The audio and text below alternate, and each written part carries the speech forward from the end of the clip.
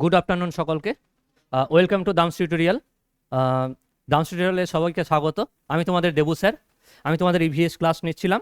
তো যেভাবে করে ক্লাসগুলো চলছিল পরপর করে, এর আগে ইকোলজি হয়েছে এবং তারপর তোমাদের কি চললো বলো, বায়োকেমিক্যাল যে সাইকেলগুলো চললো সেটা চলছিল।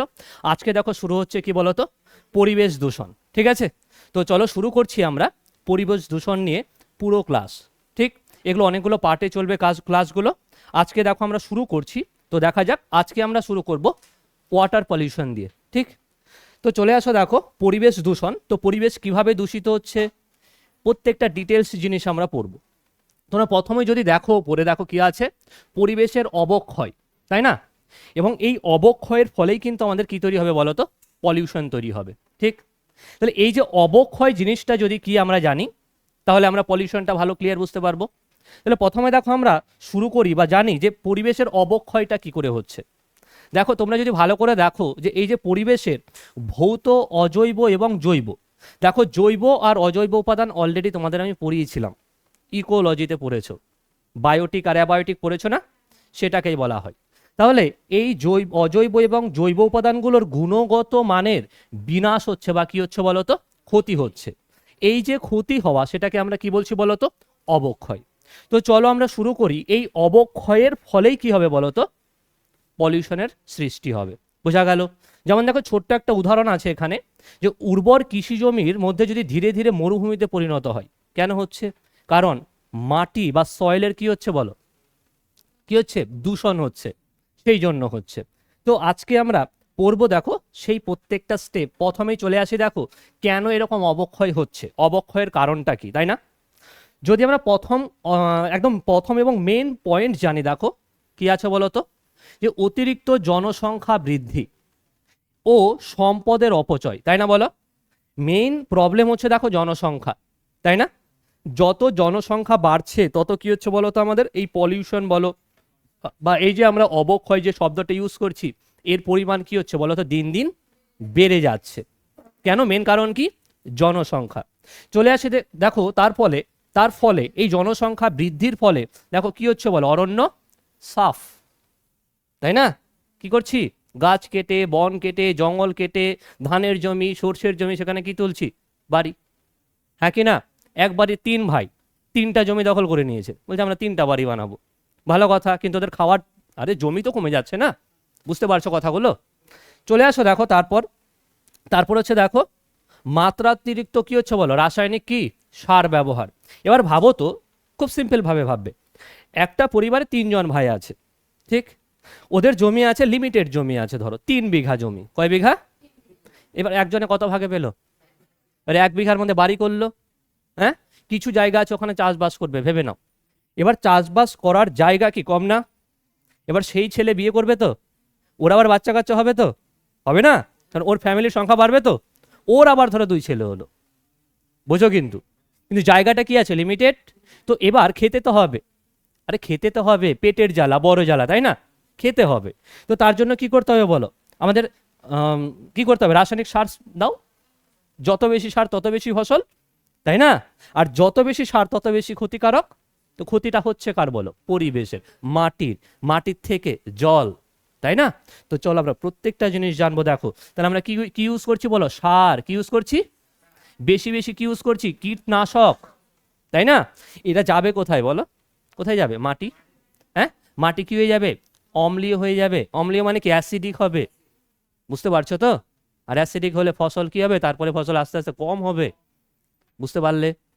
স্যার আর কি কারণ? দেখো শিল্পায়ন। যত বেশি জনসংখ্যা বাড়বে, তত বেশি অরণ্য কাটা যাবে, তত বেশি রাসায়নিক সার ইউজ হবে এবং কি হবে, শিল্পায়ন হবে। এবং কি হবে বলো, নগরায়ন হবে, বজ্র পদার্থ তত বেরোবে। বলো হ্যাঁ কি না? বেরোবে না? তাহলে বুঝতে পেরেছো তো যে এই যে পরিবেশের অবক্ষয়ের মেন কারণটাকে, বুঝতে পারছো? অনেক কারণ হচ্ছে, ধীরে ধীরে আমরা সব পড়বো। চলো তারপরে যদি দেখো কি আছে বলো তো, একটা শব্দ পাচ্ছ দূষণ, আর একটা কি পাচ্ছ বলো, দূষক, তাই না? দেখে এক লাগলেও দুটো কিন্তু আলাদা। প্রথম কথা হচ্ছে দূষণ কি জিনিস। দেখো দূষণ বলছে দেখো পরিবেশের কোনো পদার্থের নিরাপদ মাত্রার চেয়ে বেশি উপস্থিতিতে জীব জগতের ওপর যে ক্ষতিকর প্রভাব পড়ে সেটা কি বলতো?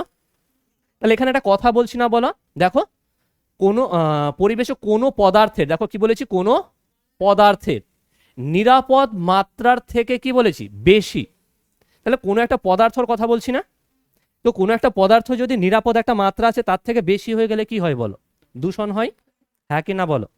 এবার দেখো, এবার দূষক কি জিনিস বলছে, যে সমস্ত সেটা কঠিন হতে পারে, তরল হতে পারে বা গ্যাসীয় হতে পারে, পরিবেশের নিরাপদ মাত্রার চেয়ে বেশি পরিমাণে যদি উপস্থিত থাকে তাহলে কি হবে বলো? ক্ষতি হবে। বুঝতে পারছো তো? মানে মুদ্রা কথা, যেটা বেশি থাকলে কি হয়, ক্ষতি হয়, সেটাই কি হবে বলো? দূষণ। আর যেটা বেশি থাকছে সে কি, দূষক। আর ওর ফলে যেটা ঘটছে সেটা কি বলো? এবার বুঝতে পারলে আশা করি, আমি বোঝাতে পারলাম। আচ্ছা, তাহলে আমরা যদি মনে রাখতে চাই, কি আমরা মনে রাখতে পারি এইভাবে, দেখো দূষক কি, দূষক হচ্ছে সেই অস্ত্র, কি যেমন ধরো যদি আমি ধোয়ার কথা বলি, আর দূষণ কি বলো, দূষণ হলো সেই অস্ত্রের হচ্ছে আঘাত। কি আঘাত করছে আমাদের? শ্বাসকষ্টে আঘাত। আমার কথা বুঝতে পারছো নিশ্চয়ই? ক্লিয়ার হলো? চলো এরপরে চলে যাই, দেখো আমরা পরের স্লাইডে কি আছে বলো, নিরাপদ মাত্রা, তাই না? দেখো তো, নিরাপদ মাত্রা, থ্রেশহোল্ড লিমিট ভ্যালু, ফুল ফর্মটা জানবে। কার ফুল ফর্ম? টিএলভি। টি মানে তাহলে কি বলো, থ্রেশহোল্ড। এল মানে কি? ভি মানে ভ্যালু। স্যার এটা কি জিনিস? দেখো এটা হচ্ছে একটা, কি বলবো, এটা হচ্ছে ডোজ, একটা ডোজের মতো। কিরকম? ধরো তোমাকে ডক্টর মেডিসিন দিয়েছে, মেডিসিন দিয়ে কি বলেছে, তুমি এটা খাবে তাহলে তাড়াতাড়ি সুস্থ হয়ে যাবে। এবার তুমি ভাবলে বাপরে বাপ, সুস্থ হয়ে যাবো তো এতদিন কেন খাবো, আজকেই সব খেয়ে নি। বুঝতে পারছো? তাহলে আজকেই সব খেয়ে নিই ওষুধ, তাহলে কি হবে নিজেরাই বলো, আমার কথা বলো।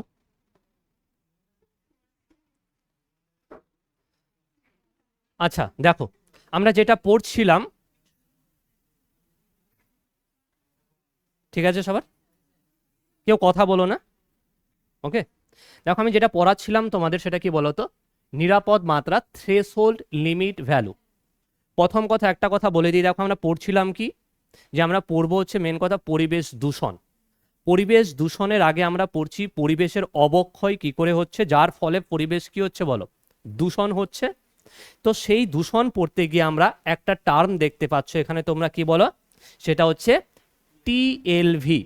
যদি টিএলভির ফুল ফর্ম আমি বলি, দেখো সেটা কি হবে বলো তো, থ্রেশহোল্ড লিমিট ভ্যালু। এবং যেটা বলতে গিয়ে আমি তোমাদের একটা কথা বলছিলাম, একটা এক্সাম্পল দিয়েছিলাম। কি এক্সাম্পল? যে তোমাদের ডক্টর বলল, হোমিওপ্যাথির ডক্টর, ও মেডিসিন দিয়েছে, দেখবে ড্রপ করে করে খেতে হয়, এরকম করে খেতে হয় না? তো তোমাকে বলে 7 দিন খাও, তুমি একদম ঠিক হয়ে যাবে। তুমি বললে 7 দিনে ঠিক হওয়ার থেকে আমার একদিনে ঠিক হওয়া ভালো। তুমি সব খেয়ে নিলে একদিনে হবে, ঠিক হবে বলো? উল্টো তোমার সাইড এফেক্ট হবে। মানে নির্দিষ্ট একটা ডোজ আছে না বলো? তো এইখানে এই থ্রেশহোল্ড লিমিট ভ্যালু কি বলো, একটা ডোজের মতো বলতে পারো। কার ডোজ? বলেছে পরিবেশ দূষকের যে সীমা অতিক্রম করলে জীবজগৎ ও জনস্বাস্থ্যের কি হয় বলো, ক্ষতি হয়, তাকে কি বলা হয় বলো, টিএলভি, থ্রেশহোল্ড লিমিট ভ্যালু। তাহলে বুঝতে পারছো? বুঝতে পারছো? এর থেকে বেশি মাত্রা গেলেই কি হবে বলো, ক্ষতি করবে। নিশ্চয়ই আমি বোঝাতে পারলাম। আচ্ছা, ও, আচ্ছা আচ্ছা, ঠিক আছে। চলো নেক্সট, এখানে দেখো আমরা তারপরে পড়বো, দেখো কি আছে, টিএলভি পড়লাম, তারপরে কি আছে দেখো, এসটিইএল, শর্ট টার্ম এক্সপোজার লিমিট, তাই না? কি আছে বলো, শর্ট টার্ম এক্সপোজার লিমিট। এটা কি? এটা হচ্ছে ধরো বিভিন্ন লেবাররা যারা কাজ করছে, কোনো কারখানাতে কাজ করছে, ধরো সেই কারখানায় কি হচ্ছে বলো তো, অনেক দূষক জাতীয় পদার্থ আছে, অনেক পলিউটেন্ট আছে, বুঝবে কিন্তু। এবং ওই পলিউটেন্টের মধ্যে ও একটা নির্দিষ্ট সময় পর্যন্ত থাকলে ওর ক্ষতি হবে না। আমার কথাটা বুঝবে কিন্তু। কি বললাম? একটা নির্দিষ্ট সময় ও থাকলে ক্ষতি হবে না, কিন্তু ওর থেকে যদি বেশি সময় থাকে তাহলে কি হবে ওর? যে নির্দিষ্ট সময় থাকলে ক্ষতি হয় না, সেই টাইমটাকে কি বলা হয় বলা হতো, শর্ট টার্ম এক্সপোজার লিমিট। আমি বোঝাতে পারলাম? মানে দূষিত পরিবেশে শ্রমিকদের স্বাস্থ্য সুরক্ষার একটা নিয়ম। বুঝতে পারছো তো? দেখবে বিভিন্ন কলকারখানায় যারা কাজ করে বা যেখানে বিভিন্ন রকম দূষক মানে বিভিন্ন দূষক জাতীয় পদার্থ আছে, হুম, সেই ক্ষেত্রে কি করা হয় বলতো, সেক্ষেত্রে এটাকে মেজার করা হয় যে কার ক্ষেত্রে কতটা সময় থাকলে ওর কোনো ক্ষতি হবে না। কথাটা বোঝো, কাজ করে সবাইকেই খেতে হবে, তাই না? বুঝতে পারছো তো? কিন্তু কতটা থাকলে বা কোন মানে যে সময়টা থাকলে ওর ক্ষতি হবে না সেই সময়টাকে আমরা তাহলে কি বলবো বলো? বোঝাতে পারলাম? আমি একটা এক্সাম্পল হিসেবে যদি আমি বলি, ধরো এক্সাম্পল হিসেবে যে দিনের যদি মোট কাজের সময় ধরো 1 ঘন্টা হয়, ধরো 1 ঘন্টার মধ্যে এক নাগারে যদি ও 15 মিনিট কাজ করে নেয় তাহলে ওর কোনো প্রবলেম হবে না। বুঝতে পারছো? তাহলে এখানে এই শর্ট টার্ম এক্সপোজার লিমিট কত? 15 মিনিট। আমার কথা বুঝতে পেরেছো? আমি একটা এক্সাম্পল হিসেবে তোমাদের বোঝালাম। তাহলে ক্লিয়ার? ক্লিয়ার? চলো নেক্সট চলে আসি আমরা। তারপরে দেখো এখানে আমরা পড়বো যে এই যে দূষকের কথা বলছি, বারবার করে পলিউটেন্টের কথা বলছি, তাই না? এই পলিউটেন্ট কয় প্রকার বা পলিউটেন্ট কি কি হয়? পলিউটেন্টের আমরা দেখো দুটো ভাগ করেছি। এক হচ্ছে প্রাইমারি পলিউটেন্ট, আরেকটা কি বলো? আরেকটা হচ্ছে সেকেন্ডারি পলিউটেন্ট। আমি কি বোঝাতে পারলাম? তাহলে স্যার প্রাইমারি পলিউটেন্ট কি? দেখো প্রাইমারি পলিউটেন্টের যদি কথা বলি, এরা কি বলতো?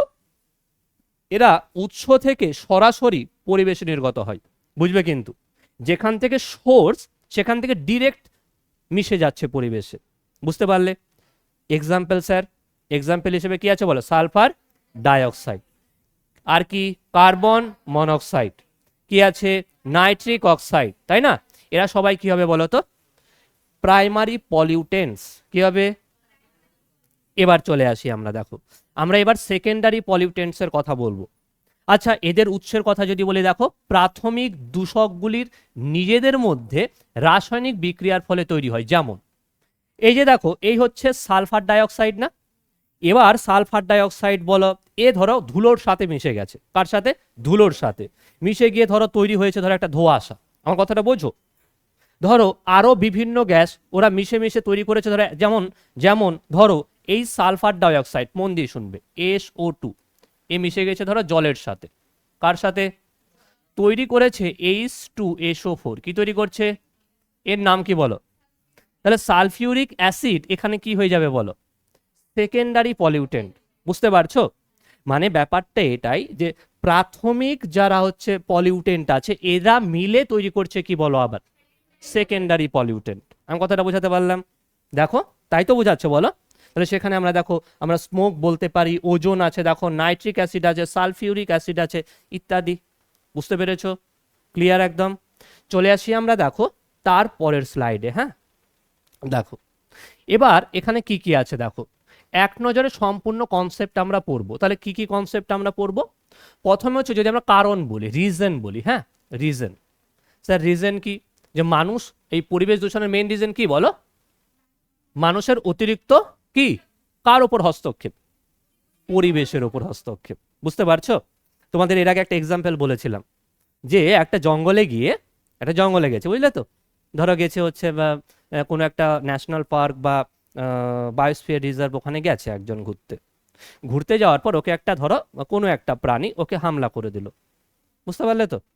হামলা করে দিল, বা ওর আশেপাশে যেসব বাড়ি হয়েছে দেখবে, যেসব ন্যাশনাল পার্ক আছে বা বায়োস্ফিয়ার রিজার্ভ আছে বা কোনো একটা জঙ্গল বা বনের পাশে যেসব বাড়ি আছে, ওই সব বাড়িতে যদি কোনো বন্য প্রাণী আসলো, এবার সেই বাড়িওয়ালাগুলো কমপ্লেন করছে। কি কমপ্লেন? যে পশু পাখিরা আমাদের বাড়িতে চলে আসছে, বা বন্যপ্রাণী হিংস্র প্রাণী কোথায় চলে আসছে বলা? আমাদের বাড়িতে। এবার তো সেটা এবার দেখবে পত্রিকা বা ম্যাগাজিনে বিভিন্ন রকম লেখা লিখে, তো ওখানে না বড় করে একটা হেডলাইন ছিল যে পশু পাখিরা মানুষের বাড়িতে আসছে না, মানুষরা তাদের বাড়িতে যাচ্ছে। আমার কথা বুঝতে পারছো তো? মানে ব্যাপারটা এমন হয়ে গেছে যে আমরা মানুষরা কি করছি বলো তো? অতিরিক্ত কি করেছি বলো? পরিবেশের ওপর বেশি করে দিয়েছি, আর যার ফলে কি হচ্ছে বলো? পরিবেশের অবক্ষয় শুরু হয়ে গেছে। এবার এর ফলে কি সৃষ্টি হয়েছে বলো তো? অতিরিক্ত দেখো SO2, CO মানে কি কার্বন মনোক্সাইড বা প্রাথমিক দূষক প্রচুর তৈরি হচ্ছে। আচ্ছা, এবার এই প্রাথমিক দূষকের ফলে দেখো রাসায়নিক বিক্রিয়ায় তৈরি হচ্ছে কি বিভিন্ন ধোঁয়াশা, বিভিন্ন অ্যাসিড। এর ফলে কি তৈরি হচ্ছে বলো? সেকেন্ডারি বা গৌণ দূষক। এর ফলে কি তৈরি হচ্ছে দেখো? ডেঞ্জার, বিপদ তৈরি হচ্ছে। কিসের বিপদ? দেখো যখন পদার্থের পরিমাপ TLV, একটু আগেই বললাম, বলো কি কি TLV কি? Threshold limit value. এটা কি নিরাপদ মাত্রার থেকে কি হচ্ছে? অতিরিক্ত। আর অতিরিক্ত হওয়ার ফলে কি হবে বলো? দূষণ। তাহলে বোঝাতে পারলাম দূষণ কেন হচ্ছে, বোঝা গেল? তো চলো শুরু করি আমরা। তারপর দূষণ শুরু করব আমরা। আর আজকে দেখো যে দূষণ শুরু হচ্ছে সেটা কি, একদম জল দূষণ। দেখো ওয়াটার পলিউশন, তাই না? তো আজকে আমরা জল দূষণ পড়ব, ঠিক? তো চলে আসি জল দূষণে। হ্যাঁ, দেখতে পাচ্ছ এদিকে কি আছে, ভালো জল, এদিকে কি আছে বলো, খারাপ জল, তাই না? মানে বলতে পারি এই জলটা ভালো, পিওর, আর এটা কি, পলিউটেড ওয়াটার, তাই না? তাহলে জল পড়তে গিয়ে একটা জিনিসকে তো পড়তেই হবে, জলের সংকেত কি বলো, H2। সবাই জানি বলো, জানি তো? এখানে কটা হাইড্রোজেন আছে আর অক্সিজেন? তো চলো শুরু করি। আমরা সায়েন্স পড়ছি না, আমরা পরিবেশ পড়ছি, ঠিক? চলো, ওয়াটার পলিউশন। দেখো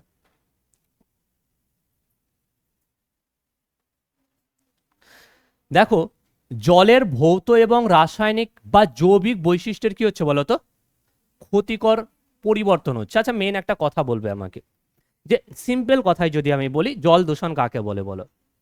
জলের একদম নর্মাল একটা ওয়াটার যেটা পানীয় যোগ্য, হ্যাঁ, সেই জলে যদি কিছু মিশে যায়, বুঝবে কিন্তু, কিছু মিশে যাচ্ছে যেটা পানীয় কি হয়ে যাচ্ছে, অযোগ্য, তার মানে তুমি কি বলবে, সেই জল কি হয়েছে, দূষিত হয়েছে। তো এই জিনিসটা আমরা প্রত্যেকটা পয়েন্ট একদম ধীরে ধীরে পুরো ডিটেলসে পড়বো। হ্যাঁ, অনেক কিছু জানবো আজকে আমরা। তাহলে দেখো জলের ভৌত রাসায়নিক বা জৈবিক বৈশিষ্ট্যের কি হচ্ছে বলো তো, ক্ষতিকর পরিবর্তন হচ্ছে। দেখো এবার এবার কেউ কথা বলবে না। দেখো বিশ্ব স্বাস্থ্য সংস্থা WHO নাম শুনেছো, যার হেডকোয়ার্টার আছে জেনেভাতে। কোথায় আছে? জেনেভা, সুইজারল্যান্ডের। হ্যাঁ, আচ্ছা, দেখো কি বলছে, পানীয় জলে কোনো অবাঞ্ছিত বহিরাগত পদার্থের উপস্থিতিতেই কি হয় বলতো, উপস্থিতিই কি বলতো, দূষণ। বুঝতে পারছো? WHO কি বলছে, পানীয় জলে অতিরিক্ত বহিরাগত যদি কোনো পদার্থ থাকে তাকে আমরা কি বলবো, বুঝাতে পারলাম? তাহলে আমরা পড়ছি কোন দূষণ, জল দূষণ, তাই না? চলো তারপরে চলে আসি আমরা। দেখো খুবই ইম্পর্টেন্ট পয়েন্ট, ছোট্ট পয়েন্ট, কিন্তু পরীক্ষায় এখান থেকে কোয়েশ্চেন আসছে। দুটো জিনিস দেখতে পাবে, একটা হচ্ছে সোর্স পয়েন্ট, মানে দেখো উৎস পয়েন্ট যেটা পয়েন্ট সোর্স বলা হয়, আর একটা হচ্ছে অনুৎস বিন্দু যেটা, সেটাকে নন পয়েন্ট সোর্স বলা হয়। ঠিক স্যার, পয়েন্ট সোর্স কোনটা? পয়েন্ট সোর্স হচ্ছে সেটা যেটা কি বলতো, যেটা কোন জায়গা থেকে দূষিত হচ্ছে তুমি সেটাকে চিহ্নিত করতে পারবে। আমার কথা বুঝতে পারলে? এমন একটা পাইপ ধরো, যে পাইপটা তুমি যদি বন্ধ করে দাও আর সেখান থেকে দূষক জাতীয় পদার্থ জলে মিশবে না। আমার কথা বুঝতে পারলে তো? তাহলে সেটাকে তুমি কি বলবে বলো, পয়েন্ট সোর্স। বুঝতে পারছো? মানে ওর একটা নির্দিষ্ট কি আছে, পয়েন্ট আছে, তুমি যেটা বন্ধ করে দিতে পারো, তুমি জানো এই জায়গা থেকেই বের হচ্ছে। বুঝাতে পারলাম? তাহলে দেখো কি বলেছে, দূষণের উৎস নির্দিষ্ট, দেখো নির্দিষ্ট এবং সহজে চিহ্নিত করা যায়। আমি কি কথাটা বোঝাতে পারলাম? এক্সাম্পল হিসেবে আমরা দেখো বলতে পারি, কারখানার বজ্র নিগমন পাইপ। একটা কারখানা থেকে পাইপ দিয়ে কি বেরোচ্ছে বলো, বজ্র পদার্থ বেরোচ্ছে, জলের মধ্যে মিশছে। তুমি তুমি তুমি বলতে পারবে না যে জলে কোথা থেকে মিশছে, কোন জায়গা দিয়ে আসছে? পারবে কি পারবে না? কি বলবা তোমরা, কারখানার পাইপ, ঠিক কি না বলো? তার মানে পাইপটা তুমি জানো তো, জানো? তাহলে যে পয়েন্টটা তুমি জানো, ফিক্সড জানো, দেখো নির্দিষ্ট একটা পয়েন্ট এবং সহজেই তুমি চিহ্নিত করতে পারছো, তাহলে এই পাইপটাকে আমরা কি বলবো বলো, আমরা পয়েন্ট সোর্স বলবো না? পরীক্ষায় কোয়েশ্চেন আসে কিন্তু। হ্যাঁ, নেক্সট চলে আসে, দেখো নর্মদার মুখ, স্যার একই রকম ব্যাপার, তাই না? বা দেখো জাহাজের তেল লিকেজ হচ্ছে, তাহলে জাহাজের তেল লিকেজ হচ্ছে, তাহলে লিকেজের কোনো তো ছিদ্র আছে, ওইখান থেকে তো হচ্ছে, বলো? আমার কথাটা বুঝতে পারছো? তাহলে তুমি যার মানে নির্দিষ্ট তুমি জায়গা জানো এখান থেকেই হচ্ছে, সেই পয়েন্টটাকে আমরা কি বলবো বলো, উৎস বিন্দু, পয়েন্ট সোর্স বলবো। ক্লিয়ার? কি বলবো বলো, পয়েন্ট সোর্স বলবো, ঠিক তো? আচ্ছা, এবার কথা হলো স্যার, তাহলে নন পয়েন্ট সোর্স কি? নন পয়েন্ট সোর্স হলো নির্দিষ্ট উৎস নেই কিন্তু এর। হ্যাঁ, কি নেই বললাম, নির্দিষ্ট উৎস নেই। আর কি বলেছে, বিস্তীর্ণ অঞ্চল থেকে দূষক জলে মেশে, বিস্তীর্ণ অঞ্চল থেকে। আমি তোমাদের ছোট্ট একটা এক্সাম্পল বলি, দেখবে জমিতে যে চাষবাস করা হয়, প্রচুর কীটনাশক দেওয়া হলো, প্রচুর সার দেওয়া হলো, জমিতে ছিটিয়ে ছিটিয়ে প্রচুর দেওয়া হয়ে গেছে। এবার জলাশয়ের মধ্যে কোন জমি থেকে এসছে, তুমি স্পেসিফিক করতে পারবে যে এই জমি থেকে, সেই জমিটা? তাহলে তুমি যেহেতু তুমি আইডেন্টিফাই করতে পারছো না, তুমি ফিক্সড করতে পারছো না, তার মানে তুমি যে এই যে দেখো কৃষিক্ষেত্রে যে সার বা কীটনাশক যে আমরা প্রয়োগ করছি সেটাকে আমরা কখনোই আমরা কি বলতে পারি না বলো, পয়েন্ট সোর্স বলতে পারি না। আমার কথা বুঝতে পেরেছো? পয়েন্ট সোর্স কেন বলা যায় না বলো? কারণ তুমি নির্দিষ্ট করে কি করতে পারবে না, তুমি নিজেই পয়েন্ট করে বলতে পারবে না। ক্লিয়ার? ক্লিয়ার। আমরা এক্সাম্পল হিসেবে আরেকটা বলতে পারি, শহরে ধুয়ে আসা নোংরা, বলো তো, শহর ধুয়ে এসছে নোংরা, এবার গিয়ে মিউনিসিপ্যালিটি থেকে বলছে বাপরে কার বাড়ি থেকে এসছে বলো, হ্যাঁ এবার বলো কে বলবে? বলতে পারবে কারোর? সবার বাড়ি থেকে এসছে। আচ্ছা, অ্যাসিড বৃষ্টি, দেখো তাহলে অ্যাসিড বৃষ্টি কোন অ্যাসিড, কোন জায়গাকার অ্যাসিড বলা যাবে? তাহলে যে সব জায়গা তুমি পয়েন্ট আউট করতে পারছো না সেই সব উৎসগুলোকে আমরা কি বলবো বলো, নন পয়েন্ট সোর্স। আর যেটা আমরা করতে পারি সেটাকে কি বলবো বলো, পয়েন্ট সোর্স। আশা করি আমি বোঝাতে পেরেছি, কারোর কোনো অসুবিধা? চলো নেক্সট চলে আসি আমরা তারপর।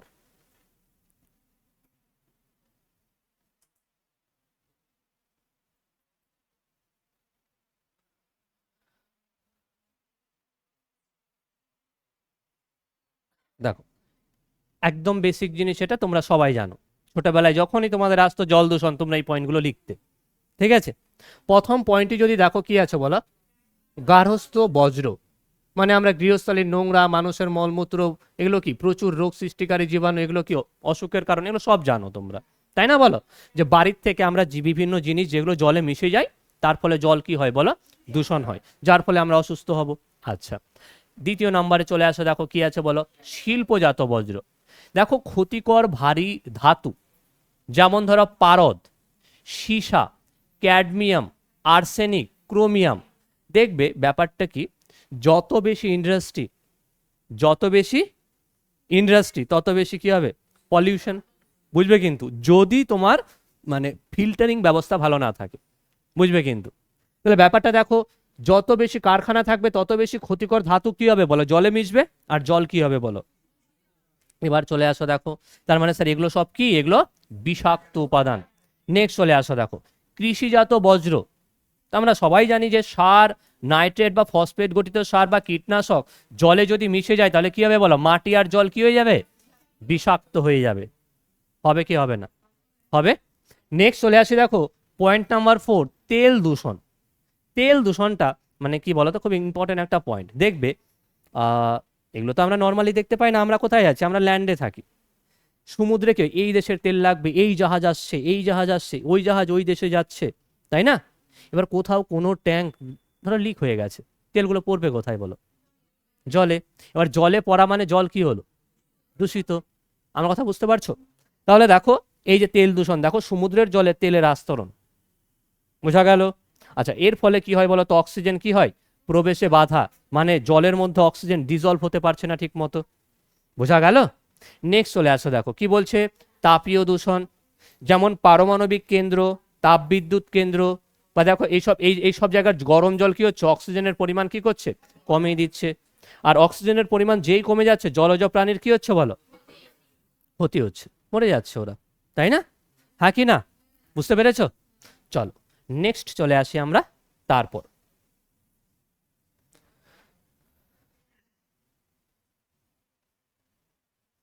দেখো মন দিয়ে শুনবে, তোমরা জানো এটা অনেকটা, আমি এর আগে বলেছিলাম তোমাদের, মন দিয়ে শুনবে। দেখো কৃষিক্ষেত্রে কৃষিক্ষেত্রে এবং ডিটারজেন্ট থেকে অতিরিক্ত ফসফেট ও নাইট্রেট, ফসফেট পিও কি হয় বলো, 4, আর নাইট্রেট কি হয়, NO3, এরা কি হয় জলে কি হয় বলো, মিশে। তাহলে দেখো এই ফসফেট এবং নাইট্রেট জলে মিশলো, জলে মিশার ফলে কি হয় বলতো, জলের মধ্যে প্রচুর হয়ে গেছে ফসফেট আর নাইট্রেট। আচ্ছা, এর ফলে কি হয় বলতো, অ্যালগাল ব্লুম হয়। অ্যালগাল ব্লুমটা কি জিনিস, যে এই শ্যাওলার পরিমাণ কি হয় বলো, প্রচুর বৃদ্ধি পায়, প্রচুর শ্যাওলা বেড়ে যায়। আর যত বেশি শ্যাওলা বাড়বে, দেখো শ্যাওলা বাড়লো, শ্যাওলা পচেও যাবে বলো, পচবে না? এবার এই সময় জলের সমস্ত অক্সিজেনকে এরা কি করে বলো, শেষ করে দেয়, বুঝতে পারছো? আর যখন জলের মধ্যে ডিও মানে কি বলতো, ডিজলভ অক্সিজেন, ডিও মানে কি, জলের মধ্যে অক্সিজেন ধরো শেষ হয়ে যাচ্ছে, তাহলে জলের প্রাণী মেনলি মাছ কি হবে বলো, মরে যাবে। কি হবে, মরে যাবে। তো দেখো অক্সিজেনের অভাবে মাছ কি হবে, মারা যাবে। তাহলে জলাশয়ে কি হবে, মৃত মাছ দেখতে পাবা, মৃত জলাশয় পেয়ে যাবা। বুঝতে পারছো কথাটা? আর এই যে পুরো প্রসেসটাকে আমরা কি বলেছিলাম, ইউট্রিফিকেশন। কি বলেছিলাম বলো? তাহলে ইউট্রিফিকেশন হচ্ছে কেন বলো, কার জন্য? জল দূষণের ফলে, তাই না? জলের মধ্যে নাইট্রেট বা ফসফেট অ্যাড হচ্ছে মানে কি, জল দূষিত হচ্ছে না? আর দূষিত হওয়ার ফলে এটা হচ্ছে বলো, হ্যাঁ কি না বলো? আচ্ছা চলো, এর ফলেই দেখো তোমাদের আরেকটা পড়িয়েছিলাম, সেটা হচ্ছে দেখো বায়োম্যাগনিফিকেশন। মনে পড়ছে? দেখো একটা জলাশয়ের মধ্যে, বুঝবে কিন্তু, একটা জলাশয়ের মধ্যে কি থাকে বলো, ফাইটোপ্ল্যাঙ্কটন থাকে না? ফাইটোপ্ল্যাঙ্কটন, স্যার ফাইটোপ্ল্যাঙ্কটন কি? ফাইটোপ্ল্যাঙ্কটন হিসেবে ছোট ছোট বিভিন্ন ধরো প্রচুর শৈবাল টৈবাল বলতে পারো, তাই না? মন দিয়ে শুনবে, এই যে দূষণের ফলে ডিডিটি বা পারদ বলো বা বিভিন্ন রাসায়নিক পদার্থ বলো, এরা কি করলো বলো তো, ধুয়ে ধুয়ে কোথায় গিয়ে পড়লো বলো, জলে, একটা জলাশয়, জলে এসে সব মিশলো। তাহলে মিশলে জলের, এখানে যে জল আছে, জলের ঘনত্ব কি হবে বলো, জলে এদের ঘনত্ব কি হবে বলো, বাড়বে না? বুঝতে পারছো না? তুমি ডিডিটির কথা বলো, কীটনাশক বলো, এসব কি হবে বলো, জলের মধ্যে যখনই গুলে যাবে বা জলে যখন পড়বে, জলে এদের ঘনত্ব কি হবে, এদের ঘনত্ব, আমার কথা বুঝতে পারলে তো, বাড়বে তো? আচ্ছা, কিন্তু জলের মধ্যে কিন্তু এরা আছে, কারা আছে বলো, এইসব ডিডিটি, পারদ বা রাসায়নিক পদার্থ, বিভিন্ন কীটনাশক কোথায় আছে বলো, জলের মধ্যে আছে। আচ্ছা স্যার, জলের মধ্যে কি আছে স্যার, বিভিন্ন ফাইটোপ্ল্যাঙ্কটন। কি আছে বলো? ফাইটোপ্ল্যাঙ্কটন গুলো কি হচ্ছে বলো তো, এই সব ডিডিটি বলো, এই পারদ বলো, এদের ওপর প্রভাব পড়ছে, বুঝবা কিন্তু, আমার কথা বুঝতে পারছো তো? হ্যাঁ, এদের ওপর কি করছে বলো, প্রভাব পড়ছে, মানে এদের মধ্যে, এদের বডিতে আছে এরা, বুঝতে পারলে? এবার তার মানে স্যার এদের বডিতে আছে, দেখো দেখতে পাচ্ছ সবাই, এরা সব কি, ফাইটোপ্ল্যাঙ্কটন। বোঝা গেল? এই ফাইটোপ্ল্যাঙ্কটনকে কে খায় বলো, ছোট মাছ, এদেরকে আমরা জুপ্ল্যাঙ্কটন বলি। স্যার এরা খাচ্ছে, তাহলে দেখো এরা যখন এদেরকে খাবে, দেখো এ যখন একে খেলো, তার মানে এর মধ্যে এই যে দূষিত পদার্থগুলোর পরিমাণ কি হলো বলো, কথাটা বুঝবে কিন্তু। স্যার কেন বাড়ে? বাড়ার প্রধান কারণ হলো দেখো, এই যে যত লেভেল বাড়বে, দেখো তুমি তারপরে চলে যাও না, তারপরের লেভেলে চলে যাও, এর কি হচ্ছে, আরো বেড়ে গেছে। তুমি তারপরের লেভেলে চলে যাও, কি হয় বলো, দেখো আরো বেড়ে গেছে। প্রথম কথা হলো দেখো, খাদ্য শৃঙ্খলের তুমি যত শীর্ষে উঠবে, বিষ সবচেয়ে কি হয় বলো, বেশি হয়। স্যার কেন? কেন? মন দিয়ে শোনো, এখানে আমি দুটো কারণ বলবো তোমাদের, বুঝতে সুবিধা হবে। প্রথম কারণ হলো দেখো, এই ছোট মাছটা, এ তো দেখো এ অনেকগুলো ফাইটোপ্ল্যাঙ্কটনকে নিচ্ছে, একটা বড় মাছ অনেকগুলো ছোট ছোট মাছকে খেয়ে নিচ্ছে, একটা বড় প্রাণী অনেকগুলো বড় বড় মাছ খেয়ে নিচ্ছে। এবার যে হারে আমরা খাচ্ছি না, সে হারে আমাদের বডি বের করতে পারছে না, মানে আমাদের রেচন বলো, রেচন তো আমাদের একটা প্রক্রিয়া বলো, যে পদ্ধতিতে আমরা কি করি, বিভিন্ন ক্ষতিকারক পদার্থকে আমরা বডি থেকে কি করি, বের করি না।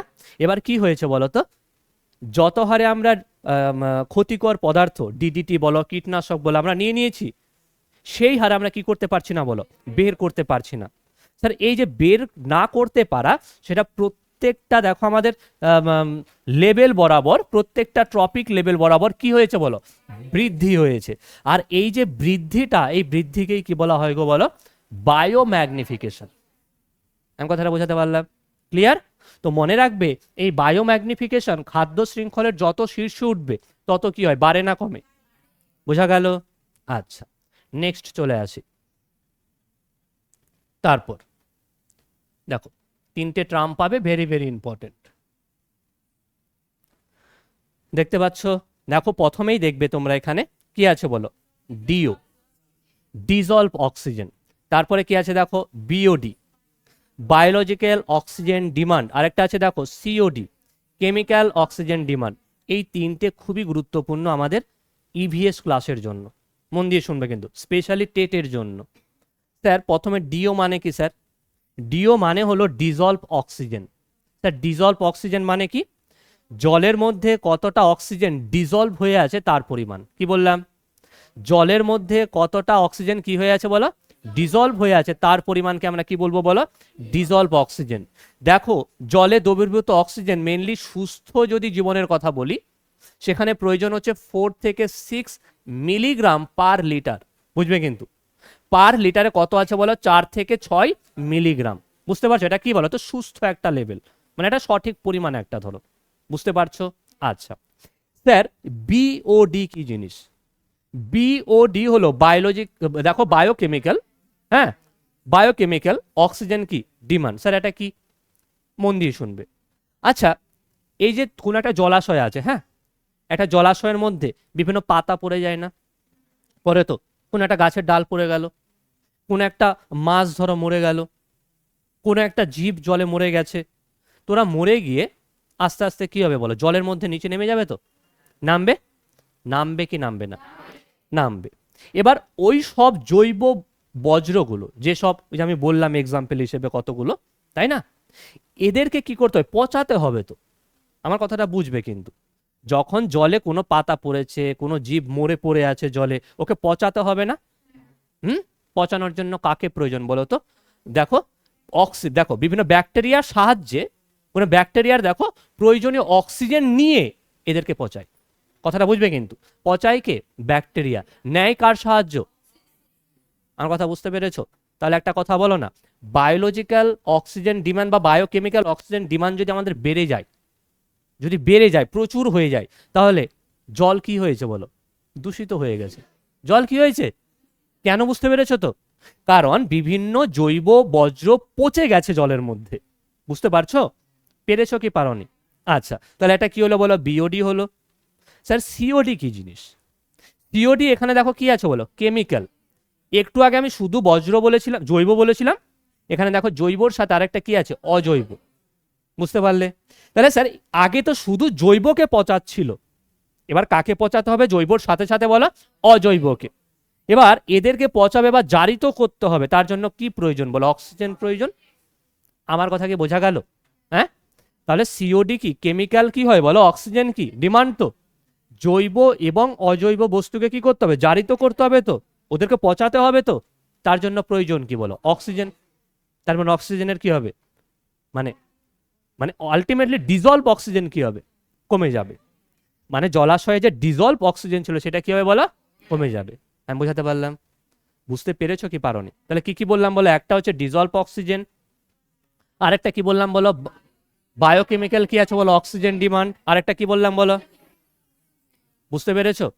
তাহলে একটা ছোট্ট একটা কথা দেখো, এদিকে কে আছে বলো, বিওডি আছে, এখানে কি আছে বলো, ডিও ডিজলভ অক্সিজেন। কে ভারী বেশি, মানে এ বেশি, এ হাই, এ হাই মানে এ কি হবে বলো। আমার কথা বুঝতে পেরেছো? দেখো পরীক্ষায় কিন্তু কোয়েশ্চেন আসবে, কিন্তু কনসেপচুয়াল কোয়েশ্চেন হবে কিন্তু, যে বলবে কোয়েশ্চেন যে বায়োলজিক্যাল অক্সিজেন ডিমান্ড বাড়লে পরিবেশ বা জলের দূষণ কি হবে, বাড়বে। জলের দূষণ কি হবে, কেন? বুঝতে পারলে তো?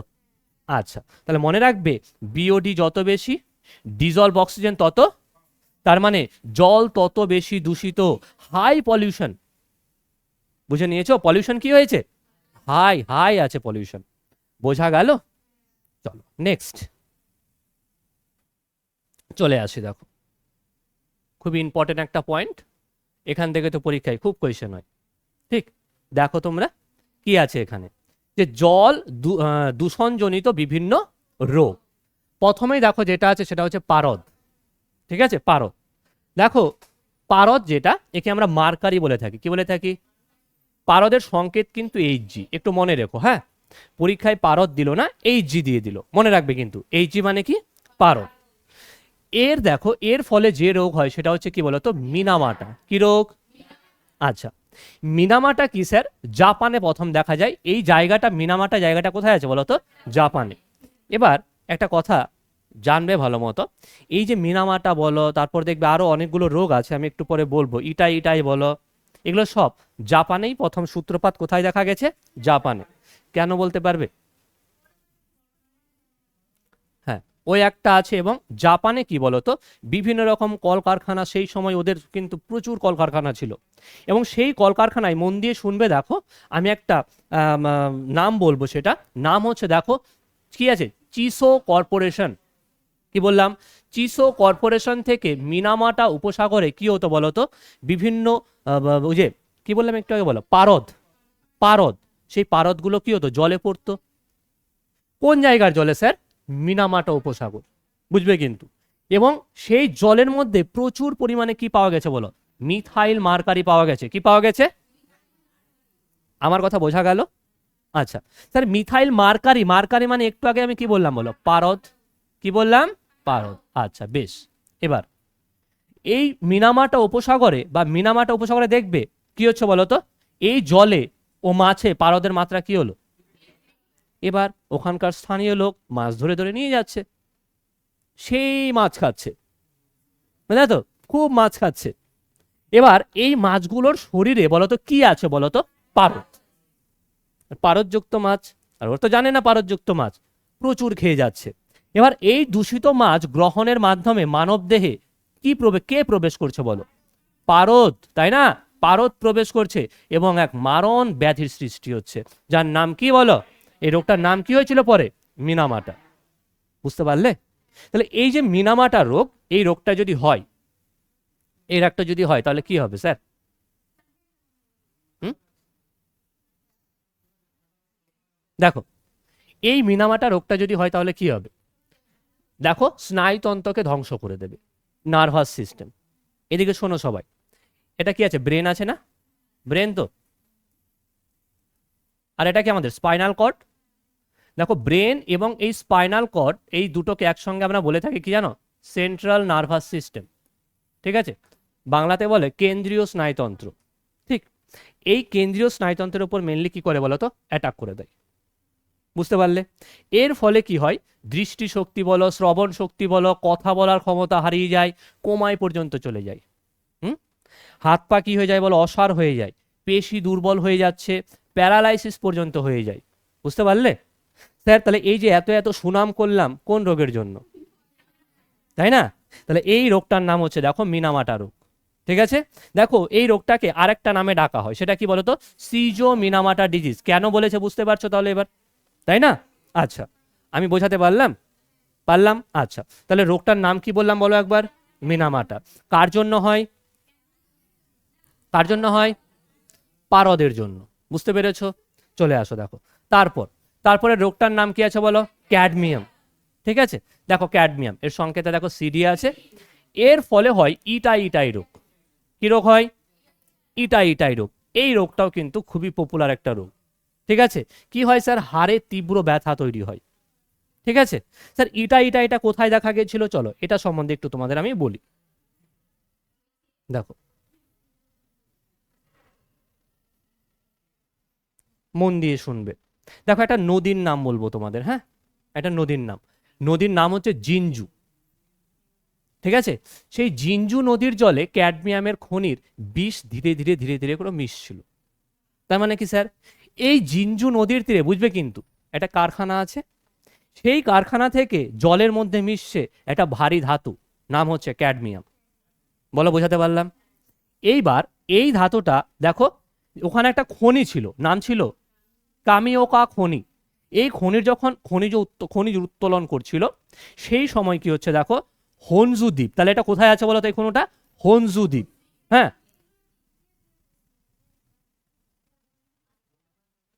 দেখো দেখো আমি পড়িয়ে দিচ্ছি, তোমার মনে রাখার ইচ্ছা হলে রাখবে, নয়তো রাখবে না, চয়েস ইজ ইয়োর্স। কোয়েশ্চেনে কেউ জানে না কে কোনটা দেবে, আমার ইনফরমেশন দেওয়া উচিত, আমি তোমাদের বলছি। ঠিক আছে, চলো এবার দেখো কি বললাম তাহলে, কামিওকা খনি, হনজু দ্বীপ, আর কি বলো, তোয়ামা অঞ্চল। হ্যাঁ, তো এখানে বিভিন্ন রকম দেখো কিছু, যেমন সোনা উত্তোলন করছিল, রূপো, সীসা, তো সেখান থেকে ক্যাডমিয়াম যখন দেখো উত্তোলন করছিল মেনলি এগুলো, বেরিয়ে গেছে ক্যাডমিয়াম, মিশছে কোথায় বলো, গিয়ে জলে। আর যেই জলে মিশে গেল, এবার মন দিয়ে শুনবে, এবং দেখো জিঙ্কের সাথে হালকা বা প্রচুর প্রচুর পরিমাণে বের করতে চাইছে জিঙ্ক, বেরিয়ে গেছে ক্যাডমিয়াম, প্রচুর পরিবেশে কি হয়ে গেছে, মিশে গেছে, জলে মিশে গেছে। এবার কোন জলে, সেই নদীটার নাম কি বললাম বলো, জিঞ্জু। এবার এই নদীর জলে হতো চাষবাস, বোঝো কিন্তু, চাষবাস হতো, গোটা জমিতে ফসলে একদম জল দেওয়া হলো, পুরো ফসলে কি হয়ে গেল বলা, চাষের জমি কি হলো? দূষিত জলে, এই দূষিত জল ব্যবহার করলো। এবার ভাবো তুমি কোথায় পৌঁছবে? খাদ্য শৃঙ্খলে প্রবেশ করলো। কে প্রবেশ করলো? ক্যাডমিয়াম। আর এই ক্যাডমিয়ামের ফলে কি হচ্ছে তাহলে বলো? চলো দেখো এবার এটাই কি জিনিস। এবার যদি এর কথা বলি, এ কি করছে? মানবদেহের মেনলি বোন, অস্থি বা বৃক্কের ক্ষয় করছে। দেখো শরীরের হাড় মারাত্মক দুর্বল হয়ে যায়, বিশেষ করে পায়ের আর শিরদাঁড়ার হাড় ভেঙে যায়, মানে ভেঙে যায়। বৃক্ক বা কিডনি সম্পূর্ণ কি হয়? ক্ষতিগ্রস্ত হয়। এবং এর ফলে কি হয় বলো? অ্যানিমিয়া বা রক্তাল্পতা দেখা যায়। কি দেখা যায়? রক্তাল্পতা। আচ্ছা দেখো এই রোগ হলে না, এটাই যদি রোগ হয়, এতে বললাম কি বলো? হাড়ে ব্যথা হয় না? প্রচুর ব্যথা হয়। শুধু ব্যথা না, প্রচুর ব্যথা। এত ব্যথা তুমি কি করতে পারবে না, মানে থাকতে পারবে না, এত ব্যথা। ঠিক। তো দেখো এই এটাই রোগের আরেকটা নাম আছে, মনে রাখবে, আউচ আউচ। বুঝতে পারছো? এবার বলে স্যার আউচ, আউচ কথার মানে কি? শোনো, দেখো আমি একটা কথা একটু আগেই বললাম, এইসব জাপানে দেখা গেছিল। তো জাপানে আউচ কথার অর্থ হলো হার্ট। বুঝতে পারছো তো? হার্ট মানে কি? আঘাত। বলছি ইটস হার্ট মি। বুঝতে পারছো তো? তাহলে আউচ আউচ রোগ বলা হয় কোন রোগকে বলো? এটাই। দেখো কোয়েশ্চেন কিন্তু আসে। ঠিক আছে, তোমাদের প্রত্যেকটা জিনিস পড়ানো হয় ভেবে চিন্তে কিন্তু, হ্যাঁ।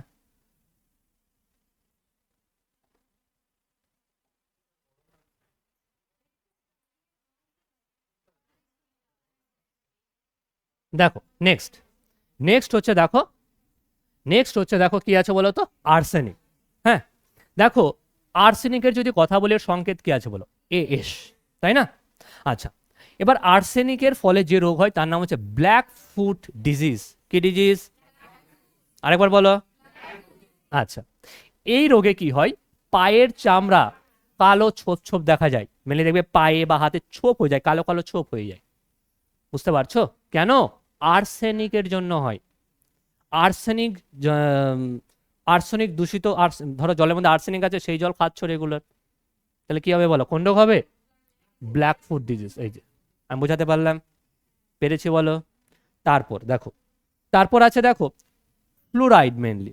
ঠিক আছে, আমরা ফ্লুরাইড যুক্ত যদি জল পান করি, স্যার কি রোগ হবে? Sir fluorosis. কোন রোগ হবে? ফ্লুরোসিসে কি হয় দেখো? দাঁত ও হাড় দুর্বল হয়। বুঝতে পারছো? দাঁত হলুদ হয়ে যাবে, তাড়াতাড়ি ভেঙে যাবে। বুঝতে পারছো কেন? ফ্লুরোসিস। এবার চলে আসি আমরা নাইট্রেট। কি বলো? নাইট্রেট। এখানে দেখতে পাচ্ছ কাউকে? দেখো, এই দেখো, এই যে কাকে দেখতে পাচ্ছ? বেবি। বেবিকে দেখতে পাচ্ছ না? তো মনে রাখবে, এই নাইট্রেটের ফলে যে রোগ হয় তার নাম হচ্ছে ব্লু বেবি। স্যার ব্লু মানে কি স্যার? নীল। তার মানে এই যে শিশুটা, এর স্কিনটা কেমন কালার হবে? নীল কালার। মনে রাখবে। তাহলে নাইট্রেটের ফলে শিশুদের রোগ হয় মেনলি, সেটা কি বলো? Blue baby syndrome. বড়দের খুবই কম হয়, বড়দের দেখা যায় না বললে চলে, মেনলি দেখা যায় শিশুদের। আমি বোঝাতে পারলাম? চলো নেক্সট হচ্ছে দেখো সীসা। ঠিক আছে, দেখো সীসার ফলে যেটা মেনলি রোগ হয়, এক হচ্ছে ডিসলেক্সিয়া, এটা পরে পড়ানো হবে তোমাদের। আর একটা হচ্ছে কি বলতো? অ্যানিমিয়া। অ্যানিমিয়া মানে নর্মালি তোমরা জানো যেটা হচ্ছে রক্তাল্পতা বলে। ঠিক আছে, আর এর ফলে মস্তিষ্কের কি হয় বলো? ক্ষতি হয়। মস্তিষ্কের কি হয়? ক্ষতি। আরেকটা পয়েন্ট দেখো, সেটা হচ্ছে কি আছে বলো তো? ব্যাকটেরিয়া। কি আছে বলো? ব্যাকটেরিয়া বা বিভিন্ন প্রোটোজোয়া, এর ফলে দেখো কি হয়? কলেরা। আর কি হয়? অ্যামিবিওসিস বা অ্যামিবায়োসিস বলা হয়। হ্যাঁ, দেখবে কলেরা তোমরা শুনে থাকবে, খুব ফেমাস একটা রোগ ছিল আগে। এখন কলেরার থেকে রোগ মানে মানুষ মরে না তেমন। আগে গ্রামের পর গ্রাম কলেরার রোগে মরে গেছে। সেই শরৎচন্দ্রের উপন্যাসে কত পাবে তোমরা, তাই না? কলেরা রোগ জলবাহিত একটা রোগ। বোঝা গেল? তাহলে দেখো আমরা কি কি পড়লাম, একবার আমি পড়ছি, সবাই উত্তর করবে। সবাই। প্রথম দেখো, পারদের ফলে কোন রোগ হয় বলো আগে? আর ক্যাডমিয়াম, আর্সেনিক, ফ্লুরাইড, নাইট্রেট, সীসা। আচ্ছা, ব্যাকটেরিয়া বা প্রোটোজোয়া বলো? অ্যামিবায়োসিস। মনে থাকবে? মনে থাকবে? আচ্ছা, কয়েকটা পয়েন্ট আমি তোমাদের বললাম এখানে। এক বললাম দেখো এই যে তোমার মিনামাটা। ঠিক আছে, মিনামাটা এটা কর্পোরেশন বলেছিলাম, যেখান থেকে বের হয় তার নাম কি? আচ্ছা, নেক্সট চলে আসি এখানে দেখো, আমি তোমাদের ক্যাডমিয়ামের যেটা পড়িয়েছিলাম, একটা নদীর নাম বলেছিলাম জিঞ্জু, একটা খনির নাম বলেছিলাম, মনে রাখবে? আর একটা দ্বীপের নাম বলেছিলাম। ব্যাস, এ কটা মনে রেখো। ব্যাস, নেক্সট চলে আসি। তারপর তারপর দেখো আমাদের আরো কয়েকটা পয়েন্ট আছে। হ্যাঁ, জলবাহিত রোগ কতগুলো। জলবাহিত রোগের মধ্যে প্রথমে আছে দেখো ইকোলাই। কি আছে বলো? ইকোলাই। ঠিক আছে, ইশ্চেরিয়া কোলাই বলা হয়। ঠিক আছে, ইশ্চেরিয়া কোলাই। স্যার কি বলছে? এ না প্রস্রাবের নালীতে সংক্রমণ করে, তার মানে ইউরিনারি ট্র্যাক ইনফেকশন হয় এর জন্য, তুমি যদি এই জলের মধ্যে বেশিক্ষণ থাকো। বুঝতে পারছো? এবার ইকোলাই দেখবে মেনলি কি হয়, বিভিন্ন জলের মধ্যে মেনলি আগেকার দিনে বেশি দেখা যেত। কি হতো? জমিতে যেখানে সেখানে সবাই পটি করে দিত, সেই পটিযুক্ত জল ধুয়ে ধুয়ে চলে যেত জলাশয়ে, আর সেই জলাশয়ের জলেই হতো স্নান, সেই জলাশয়ের জলেই হতো রান্না করা। এবার ভাবো, বুঝতে পেরেছো? হ্যাঁ, তাহলে এবার এই ব্যাকটেরিয়া কি করছে তাহলে বলো? ইউরিনারি ট্র্যাকে ইনফেকশন তৈরি করছে। নাম কি বলো? ইকোলাই। আচ্ছা, দেখো আরেকটা আছে, দেখো ক্লস্ট্রিডিয়াম। তাই না? ক্লস্ট্রিডিয়াম রোগের নাম হচ্ছে কি বলতো? বটুলিজম। কি হয়? স্নায়ুর সমস্যা দেখা যায়। কিসের সমস্যা? স্নায়ু। নেক্সট চলে আসে, দেখো নাম কি? দেখো স্যালমোনেলা টাইফি। কি হয়? টাইফয়েড। এটা দেখো এখন টাইফয়েড হয়, মানে আশেপাশে শোনা যায় টাইফয়েড হয়েছে। বুঝতে পারছো? আচ্ছা, স্যার কি? অন্ত্র। হ্যাঁ, এখানে কি হয় বলো? সংক্রমণ হয়, মানে আমাদের ইন্টেস্টাইন আছে না, শুনেছো? Intestine, small intestine, large intestine, ওখানে কি হয় বলো তো? আক্রান্ত হয়। বুঝতে পারলে? পেরেছো সবাই? তারপর দেখো আছে ভিব্রিও কলেরি। কি আছে? কি হয়? কোন রোগ হয়? কলেরা। ঠিক আছে, কি হয় এর ফলে? তীব্র ডায়রিয়া আর জল শূন্যতা। বুঝা গেল? আচ্ছা, নেক্সট চলে আসো, দেখো কি আছে? হেপাটাইটিস। হেপাটাইটিসের অনেক ভাগ আছে, A B C D E. তো হেপাটাইটিস হলে কি হয় বলো? আমাদের লিভারে আক্রান্ত হয়। কোথায় আক্রান্ত হয়? লিভার। মনে রাখবে কিন্তু। তাহলে আমি কি কি নাম বললাম বলো তো? কি কি নাম বললাম? ইকোলাই, আর কি বললাম বলো? Clostridium, salmonella typhi, Vibrio colliery, hepatitis. Hepatitis কোথায় আক্রান্ত হয়? আচ্ছা, ভিব্রিও কলেরি কোন রোগ ছড়ায়? কলেরা। কি হয় বলো? ডায়রিয়া। আচ্ছা, দেখো সালমোনেলা টাইফি কি হচ্ছে? টাইফয়েড। এতে কি হয়? অন্ত্রে কি হয়? সংক্রমণ হয়, তাই না? নেক্সট দেখো ক্লস্ট্রিডিয়াম, কি হয়? বটুলিজম। কি হয়? নার্ভের প্রবলেম হলো। তারপরে দেখো ইশ্চেরিয়া কোলাই, কি বললাম? ইউরিনারি ট্র্যাক ইনফেকশন হয়, এর ফলে কি হয়? পেট ব্যথা, বমি, শ্বাসকষ্ট। মনে রাখবে। হ্যাঁ, প্রত্যেকটা পয়েন্ট মনে রেখো।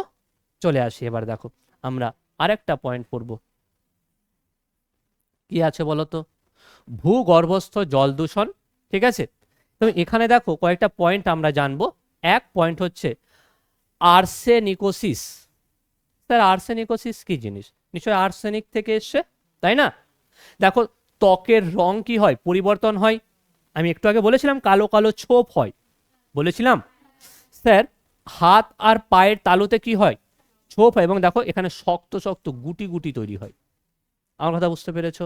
আচ্ছা, এবার ডাব্লিউএইচও কি বলছো বলো তো? ডাব্লিউএইচও বলেছে ভারতের নিরাপদ মাত্রা মেনলি কত বলো তো? মানে মেনলি নিরাপদ মাত্রা 0.01। হ্যাঁ, ভারতে বলছে, ভারতে তোমরা তো দূষিত রক্ত জলই খাও, তার জন্য তোমাদের জন্য একটু বাড়িয়ে দিলাম, 0.05 ml/লিটার। বুঝতে পারছো? বুঝতে পারলে কি পারলে না? চলে আসো, দেখো এবার ফ্লুরোসিস। ফ্লুরোসিস একটু আগে বলেছিলাম তোমাদের। বলো কোথায় ক্ষতি হয়? বলো বলো বলো বলো, কিছু বলছো? কোনটা? বলো বলো। হ্যাঁ, ব্ল্যাক ফুড ডিজিজ, তাই না? আর্সেনিকের যে মাত্রা আমাদের, তাই না? দেখো এই যে আর্সেনিকোসিস, ঠিক আছে, এর মাত্রা বলছে কিন্তু। হ্যাঁ, তো নর্মালি ডাব্লিউএইচও মাত্রা কত বলছে বলো? 0.01, কিন্তু আমাদের ভারতের জন্য কত বলো? ডেটা কিন্তু মনে রেখো দুটোই। আমাদের ভারতে 0.05। আচ্ছা, আমরা এর থেকেও বেশি আর্সেনিক যুক্ত জল খেয়ে থাকি। হ্যাঁ, দেখো এবার দেখো ফ্লুরোসিস কি আছে? কি আছে দেখো? সিমটমস ডেন্টাল, দাঁতের এনামেল নষ্ট হয়ে যায়। স্যার দাঁতের এনামেল কি? দাঁতের দেখবে ওপরের যে একটা আস্তরণ আছে, হ্যাঁ শক্ত একটা আস্তরণ আছে দাঁতের, দেখবে, ঠিক আছে, ওটা কি বলতো? এনামেল। আর এনামেল নষ্ট হয়ে গেলে তোমার কিন্তু খুব, মানে কোনো কিছু খেতে অসুবিধা হবে তোমার। ঠিক আছে, দেখো বাদামে কি হবে বলো? ছোপ তৈরি হয়ে যাবে। কি আছে? স্কেলিটাল, হাড় ও জয়েন্ট শক্ত, পিঠ বেঁকে যাবে। স্যার কোন রোগে স্যার? ফ্লুরোসিস। এর ফলে দেখো একটা রোগ হয়, সেটা হচ্ছে কি বলতো, নকনি সিনড্রোম। কি বললাম? তাহলে আমরা কোন রোগকে নকনি সিনড্রোম বলে থাকি? ফ্লুরোসিস। বুঝতে পারছো? স্যার এরও নিশ্চয়ই তাহলে একটা মাত্রা আছে, যে জলে কত ফ্লুরোসিস থাকলে আমরা সেটা পান করতে পারি। তাহলে এর অনুমোদিত মাত্রা কত আছে বলো? 0.15 mg, মানে হচ্ছে মিলিগ্রাম পার লিটার। বুঝতে পারলে? পেরেছো? দেখো একটা কথা বলি, হ্যাঁ তোমাদের, এই ক্লাসে দেখো অনেকগুলো ইনফরমেশন আছে, মানে মনে রাখার মতো, মুখস্থ করার মতো, তাই না? একটু করতে হবে, তাই তো? করতে হবে। আমি বারবার তোমাদের ক্লাসে আমি ধরতে থাকবো, তাহলে দেখবে অটোমেটিক কি হয়ে যাবে, মনে চলে আসবে। এরপরের দিন প্রথমে আগে ধরে নেবো তোমাদের, বলো, ঠিক আছে? চলো নেক্সট, বলো। না, নো, কোথায় বাস পাওয়া যায় তো? আচ্ছা আসো, ঠিক আছে। দেখো এখানে এবার দেখবে, এই জলটাকে দেখো তো, জলটা কেমন আছে বলো? দূষিত না? চলো এবার আমরা দূষিত জলকে ফিল্টার করব, ঠিক? প্রথমেই দেখো এখানে আমাদের একদম স্টেপ 1 কি আছে বলো? ক্লোরিনেশন। কি আছে? এটা সস্তা একটা পদ্ধতি, ঠিক আছে? ক্লোরিন দিয়ে দাও, বা দেখো THMS, যেটা হচ্ছে ট্রাই হ্যালোমিথেন, যেটা আছে এটা তৈরি করছে। এবং কিন্তু যা কি হচ্ছে বলো তো, এটার ফলে কি হচ্ছে, আবার ক্যান্সারের কারণ হতে পারে, বুঝবা? কিন্তু সব ফিল্টারেশন আবার আমাদের জন্য কি বলো, ভালো না। চলে আসো আমরা তারপরেরটা দেখি তো। ওজোন দেবো এবার, ওজোন, ওজোন দিয়ে আমরা পিউরিফাই করব। কি দিয়ে বলো? ওজোন, O3, তাই না? আচ্ছা, একে আমরা দেখো ওজোনাইজেশন বলে থাকি। কি বলে থাকি? আচ্ছা, বলছে এটা ক্লোরিনের বিকল্প। তোমার কাছে ক্লোরিন নেই, দেখো কোনো ক্ষতিকর অবশিষ্টাংশ থাকে না, তার মানে ক্লোরিনের থেকে ভালো। বুঝবে? কিন্তু ক্লোরিন দিয়ে কি হচ্ছে, ক্ষতি হচ্ছে, তো ক্যান্সার হতে পারে। তুমি ভাবো, তুমি বলছো আমি ক্লোরিন দিয়ে পিউরিফাই করে জল খাচ্ছি, হ্যাঁ, তোমার ক্যান্সার হতে পারে। বুঝতে পারছো? তাহলে এবার এবার তাহলে ওজন কি হচ্ছে এর থেকে বেটার। দেখো জলের, দেখবে জলগুলো কেমন হবে, দেখে নাও। দেখছো? এবার চলে আসো আমরা 3-তে। আরও কি বলে এটা? আরও দেখো, উচ্চ চাপে অর্ধবেদ্য পর্দা, যেটাকে আমরা সেমি পারমেবল মেমব্রেন বলে থাকি, একটা অর্ধবেদ্য পর্দা থাকে, তার মধ্যে দিয়ে কি করব বলো তো, জল পাঠাবো। এর ফলে কি হবে, লবণ আর ভারী ধাতু যেগুলো আছে সেগুলো থেকে যাবে, আর ভালো জল কি হবে বলো, চলে যাবে। আমার কথা বুঝতে পারলে তো? তাহলে স্যার এই পদ্ধতি একটা ভালো পদ্ধতি, তাই না বলো? তার মানে এখানে ভারী ভারী জিনিস যেগুলো আছে সেগুলো কি হবে, পড়ে থাকবে, আর ভালো জল যেটা আছে সেটা কি করবে বলো, পাঠিয়ে দেবে। চলো তারপরে আমরা পড়ি, দেখো পড়ে আছে কে বলো? ইউভি।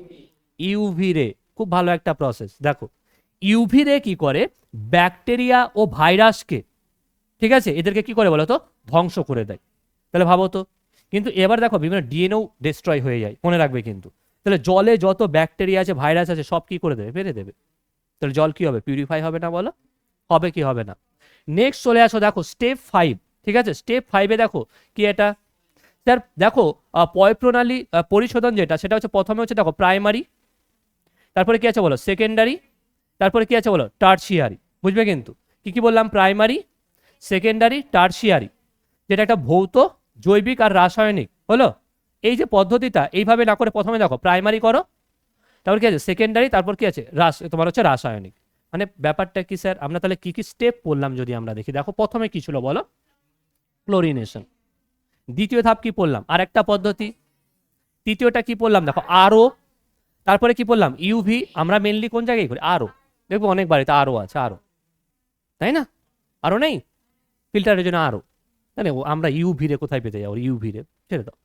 হ্যাঁ, না না, জলের ডিএনএ কি আমাদের শরীরের ডিএনএ থোড়ি নষ্ট হচ্ছে? না না না, বুঝতে পারলে তো? আচ্ছা, এতটুকু বোঝা গেল একটু একটু, হ্যাঁ। আচ্ছা, নেক্সট চলে আসি, দেখো তারপর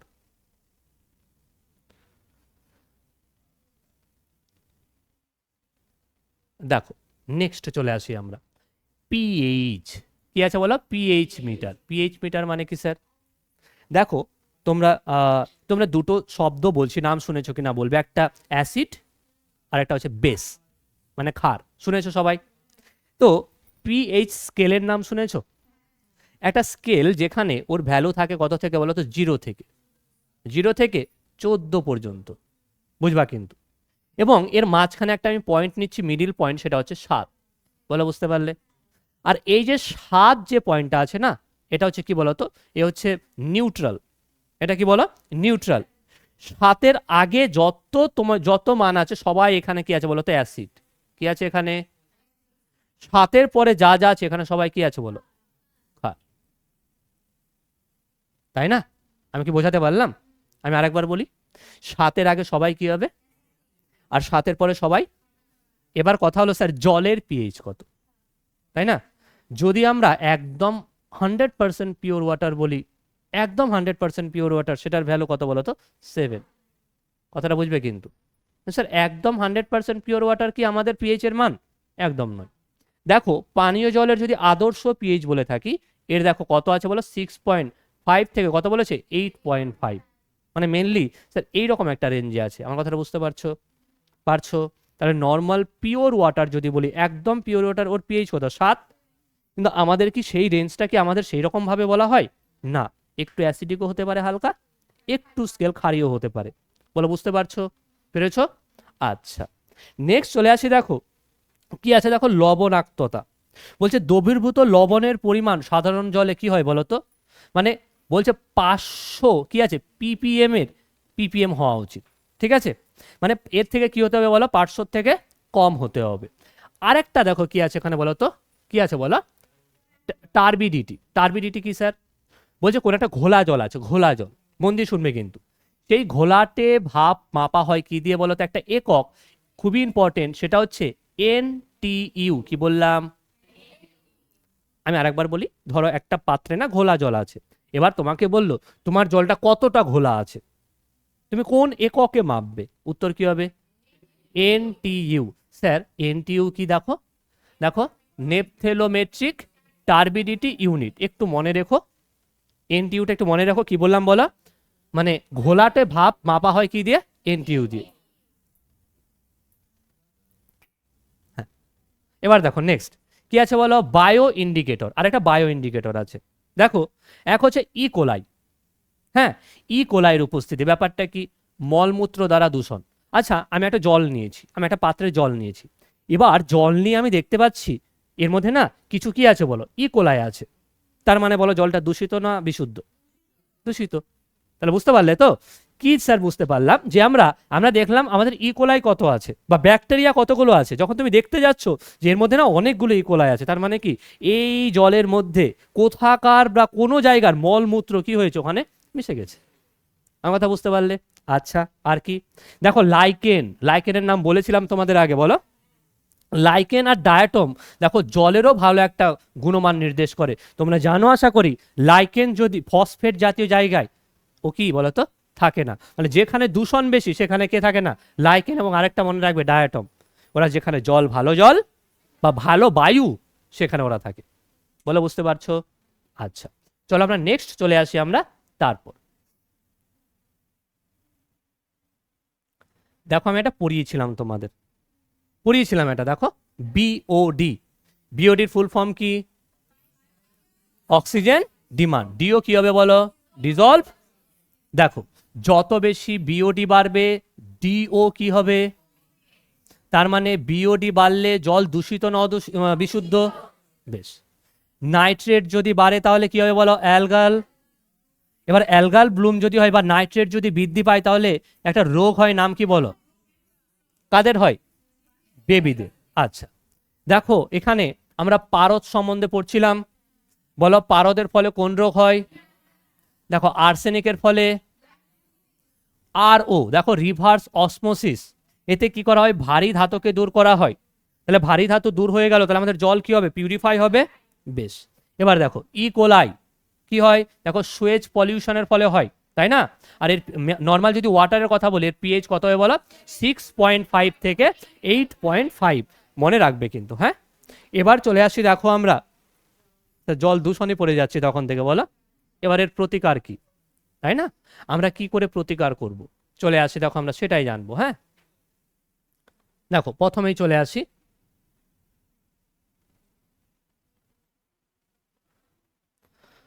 দেখো প্রথম হচ্ছে প্রাকৃতিক বা নিজস্ব ফিল্টার।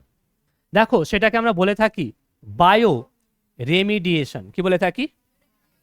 কি স্যার এটা?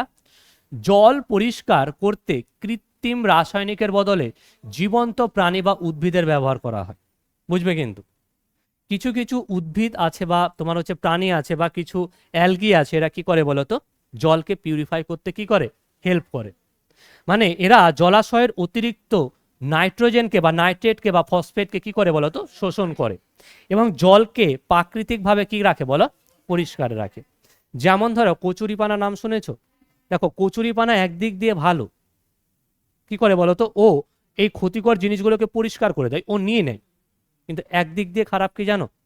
ও যখন প্রচুর পরিমাণে বৃদ্ধি পেয়ে যায়, ও অল্প থাকলে ঠিক আছে, একটা দুটো আছে ঠিক আছে, প্রচুর ও আবার কি বলো তোর প্রচুর তাড়াতাড়ি বাড়িয়ে দেয়। মানে কোনো পুকুরে বা জলাশয়ে জিনিস যদি একটা দুটো পেলে, তুমি কয়েকদিন পরে ঘুরতে যাবে, ব্যাস পুরো ভরিয়ে দিয়েছে, বলছে পুরো এলাকা আমার, তাই না? তারপর দেখো আরেকটা চলে আসে, দেখো কি আছে? ফাইটো রেমিডিয়েশন। স্যার ফাইটো রেমিডিয়েশন কি? বলছে যখন এই প্রক্রিয়ায় উদ্ভিদ ব্যবহার করা হয়, তাহলে যখন উদ্ভিদ ব্যবহার করছি মেনলি, তখন সেটা কি হবে বলো? হ্যাঁ। আর এবার এখানে কি, যদি প্রাণী বা উদ্ভিদের মধ্যে, এখানে মেনলি দেখো এখানে প্রাণী উদ্ভিদ দুটোই আছে, বায়ো মানে দেখো বায়োলজি মানে কি জানো বলো? উদ্ভিদ প্রাণী দুটোই আছে। আর এখানে মেনলি ফাইটো মানে কি হবে বলো? তাহলে যখন আমরা মেনলি উদ্ভিদ ব্যবহার করছি সেটাকে আমরা কি বলে থাকি বলো? ফাইটো। তাহলে কিছু কিছু শ্যাওলা আছে কি করে বলো? তাহলে জলের অতিরিক্ত নাইট্রোজেন বা নাইট্রেট বা বা ফসফরাসকে কি করতে পারে বলো? শোষণ করতে পারে। তাহলে এরা জলকে পিউরিফাই করতে পারে না বলো? পারে। এবার চলে আসি দেখো কচুরিপানা। প্রথমেই তোমাদের বলেছি একটু আগে যেটা বলছিলাম, প্রথম পয়েন্ট কচুরিপানা বলো আশীর্বাদ না অভিশাপ বলো? প্রথমেই তোমাদের জন্য একটা কোয়েশ্চেন আছে, বলো। দেখো এবার প্রথম কথা এই দেখো সেই কচুরিপানা ছবি তোমরা সবাই দেখেছো, অরিজিনাল দেখেছো, ছবি আর কি, তাই না? আচ্ছা, তো কোথায় জন্মায়? বিভিন্ন জলাশয়ে পাবে তুমি, তাই না? আর ব্যাপারটা কি হয়, এরা এরা না দ্রুত বা অতিরিক্ত বৃদ্ধি পায়, অতিরিক্ত, যেটা আমি বললাম তোমাদের। আর অতিরিক্ত বৃদ্ধি পেলে কি হবে বলা? কি হবে? জলাশয়ের মধ্যে সূর্যালোক পাবে না, বাধা পাবে, এবং এর ফলে জলের অক্সিজেনের মাত্রাও কি হয়ে যাবে বলো? কমে যাবে। এর ফলে জলজ প্রাণীর কি হবে বলো? মৃত্যু হবে। তার জন্য মনে রাখবে একে বলা হয় বেঙ্গলের আতঙ্ক, টেরর অফ বেঙ্গল বলা হয়। আমাদের পশ্চিমবঙ্গে বা বেঙ্গলে প্রচুর দেখা যায় কচুরিপানা। বুঝতে পারছো তো? তাহলে কাকে বলা হয় বলো? কচুরিপানাকে। তাহলে এবার এখানে মনে রাখবে, এবার কিছু কিছু ধাতুকে আবার শোষণ করতে পারে, দেখো কি? ক্যাডমিয়াম, পারদ, লেড, সীসা, মারাত্মক ধাতু কি করতে পারে? শোষক। তাহলে এবার তুমি বলো কি বলবা? আমি প্রথমেই বলে দিয়েছিলাম তোমাদের, তাই না? হ্যাঁ, দেখো একদিক দিয়ে ভালো, একদিক দিয়ে আবার খারাপ, তাই না? নেক্সট চলে আসি, দেখো কি? দেখো জল, দেখো একটা কথা বলি, জল ভালো না খারাপ বলো? আগে বলো, জল ভালো তো? বন্যা হয়ে গেল, আমি সেটাই বলতে চাইছি। যে কোনো জিনিস তুমি যদি লিমিটেড ভাবে, মানে মোদ্দা কথা সঠিকভাবে যে কোনো জিনিস ব্যবহার করতে পারলে সেটা ভালো। যেমন নর্মাল একটা কোয়েশ্চেন করি, মোবাইল ভালো না খারাপ? তুমি বলো ভালো, আবার ক্ষতি হচ্ছে, আবার খারাপ। এর জন্য ছোট্ট একটা লাইন আছে একটা কবির, বুঝলে, যে জলকে সবাই জীবন বলে, কেউ বাঁচে না জল না হলে, আর সেই জলেই প্লাবন এলে মৃত্যু ডেকে আনে। তাহলে এবার ভেবে নাও তোমার আনসারটা তুমি পেয়ে যাবে এবার, তাই না? চলো নেক্সট চলে আসি, দেখো সামুদ্রিক জল দূষণ এবং মৃত অঞ্চল, যাকে আমরা ডেড জোন বলে থাকি। হ্যাঁ, কি ব্যাপারটা দেখো, বলছে জলে দ্রবীভূত অক্সিজেন, যেটা ডিজলভ অক্সিজেন, কি হয় বলতো? একটা দেখো একটা ওয়ার্ড পাবে, নাম হচ্ছে কি বলতো? হাইপোক্সিয়া। কি বলতো? হাইপোক্সিয়া। হাইপোক্সিয়া স্যার কি জিনিস? বলছে অক্সিজেনের মাত্রা এতটাই কমে যায় যে কোনো জলজ জীব বাঁচতে পারে না। শব্দটা মনে রাখবে কিন্তু, কি বললাম? হাইপোক্সিয়া কি? অক্সিজেনের পরিমাণ এতটাই কমে যায় যে জলজ প্রাণীরা কি করতে পারে না বলো? বাঁচতে পারে না। আমার কথা বুঝতে পারলে? এবার তোমরা একটা কথা বলো, স্যার এই যে এই যেটা হাইপোক্সিয়া এবং এই যে ডেড জোন, এটা স্যার কোথায় আছে বলেন দেখি? আমাদের এই পৃথিবীতে আছে। শোনো, দেখো ডেড জোন যাকে আমরা বলছি, কি ডেড জোন কাকে বলে আগে জেনে নাও। ডেড জোন জিনিসটা কি জেনে নাও। তাহলে তোমরা এখানে একটা জিনিস জানলে, কি জানলে বলো? হাইপোক্সিয়া। আর একটা জিনিস জেনে নাও, ডেড জোন কি জিনিস। বলছে সমুদ্রের বা হ্রদের বিস্তীর্ণ অঞ্চল, বুঝবে কিন্তু, সমুদ্র হতে পারে, বা সেটা কি হতে পারে বলো, হ্রদ হতে পারে। সেই বিস্তীর্ণ অঞ্চল যেখানে কার কারণে বলো, হাইপোক্সিয়ার কারণে কোনো মাছ বা প্রাণী বাঁচতে পারে না। তাহলে স্যার যেখানে কোনো প্রাণী বা কোনো মাছ বাঁচতে পারে না, তার মানে সেই জায়গাটা কি হবে বলো, সেই জায়গাটাকে আমরা বলে থাকি ডেড জোন। আর উদাহরণ হিসেবে মনে রাখবে, আমেরিকার মেক্সিকো উপসাগর পৃথিবীর অন্যতম বড় একটা ডেড জোন। বোঝা গেল? ক্লিয়ার হলো? এক্সাম্পলটা অবশ্যই অবশ্যই মনে রাখবে কিন্তু। হ্যাঁ, নেক্সট চলে আসে দেখো। তারপর তারপর দেখো কি আছে, তেল দূষণ বিপর্যয় এবং ব্যাকটেরিয়ার জাদু। স্যার ব্যাকটেরিয়া আবার জাদু করে নাকি? হ্যাঁ, এতদিন জানতাম কে করে, সেই পিসি সরকার জাদু দেখায়, তাই না? আজকে আমরা জানছি দেখো ব্যাকটেরিয়াও জাদু দেখাবে। ব্যাপারটা শোনো, আমি একটু আগে তোমাদের বলেছিলাম সমুদ্রে যদি তেল পড়ে যায় তাহলে কি হবে বলো, তাই না? তাহলে দেখো তেল দূষণ কি সমুদ্রের জলে খনিজ তেলের দূষণ। কতগুলো উদাহরণ যদি বলি, দেখো এক্সন কি আছে, ভালদেস বিপর্যয় কি এটা, এটা দেখো 19 সাল মনে রাখার প্রয়োজন নেই অত। হ্যাঁ, 1989 আলাস্কা উপকূলে ঘটা ঐতিহাসিক অন্যতম একটা ভয়াবহ তেল দুর্ঘটনা। মেন কথা হলো যদি জলে তেল মিশে যায়, এটাই না, আর এখানে ভয়ঙ্কর মতো ভাবে মিশে গেছিল, পুরো তেল ছড়িয়ে গেছিল সমুদ্রে। এবার কথাটা হলো স্যার ব্যাকটেরিয়া কিভাবে এই তেলগুলোকে খেয়ে নিচ্ছে, তাই না? শোনো, একে আমরা বলে থাকি দেখো বায়ো বায়ো দেখো বায়ো রেমিডিয়েশন। একটু আগে বলছিলাম তোমাদের এই শব্দটা কি স্যার, বলছে দেখো তেল দূষণ দূর করতে এক বিশেষ ধরনের ব্যাকটেরিয়া ব্যবহার করা হয়। ঠিক বুঝতে পারছো? এই ব্যাকটেরিয়া কি করে বলো তো, এই ব্যাকটেরিয়া দেখো একে নায়ক বলা হচ্ছে এর জন্য। বুঝতে পারছো, নায়ক, হিরো, তাই না? তেল খেয়ে নিচ্ছে, ভাবো না সমুদ্রের তেলগুলো যেগুলো জলের জন্য ক্ষতিকর। দেখো নাম কি আছে দেখো, সিউডোমোনাস কি পুটিডা হলো। একে আমরা ওয়েল জাপান নামে জানি। কি নামে জানি স্যার? এ কি করে বলছে, এই সব ব্যাকটেরিয়া তেল খেয়ে জলকে কি রাখে, পরিষ্কার রাখে। বুঝতে পারছো? তাহলে ভাবো তো কত ভালো ভালো জিনিস আছে আমাদের পরিবেশে, তাই না? যেমন খারাপও আছে তেমন ভালোও আছে। চলো নেক্সট পড়বো আমরা। নেক্সট কি আছে, দেখো গঙ্গা ভাগীরথী অববাহিকায় 9টি জেলা আছে, যেটা আমাদের পশ্চিমবঙ্গের সব থেকে বেশি কি বলতো, সব থেকে বেশি পলিউটেড। হ্যাঁ, তার মধ্যে আমি তোমাদের এই জেলাগুলো কয়েকটা দেখিয়ে দিই। দেখো যদি জেলাগুলোকে দেখো তোমরা, এই দেখো সব থেকে যদি দেখো উচ্চ ঝুঁকিপূর্ণ যদি জেলা বলো কে আছে, নদী, এই যে সব থেকে একদম একদম রেড জোন, যেটা একদম সব থেকে বেশি ক্ষতিকর, সেটা হচ্ছে উত্তর 24 পরগনা। ঠিক আছে, দেখো হ্যাঁ উত্তর 24 পরগনার মধ্যে পড়ছে।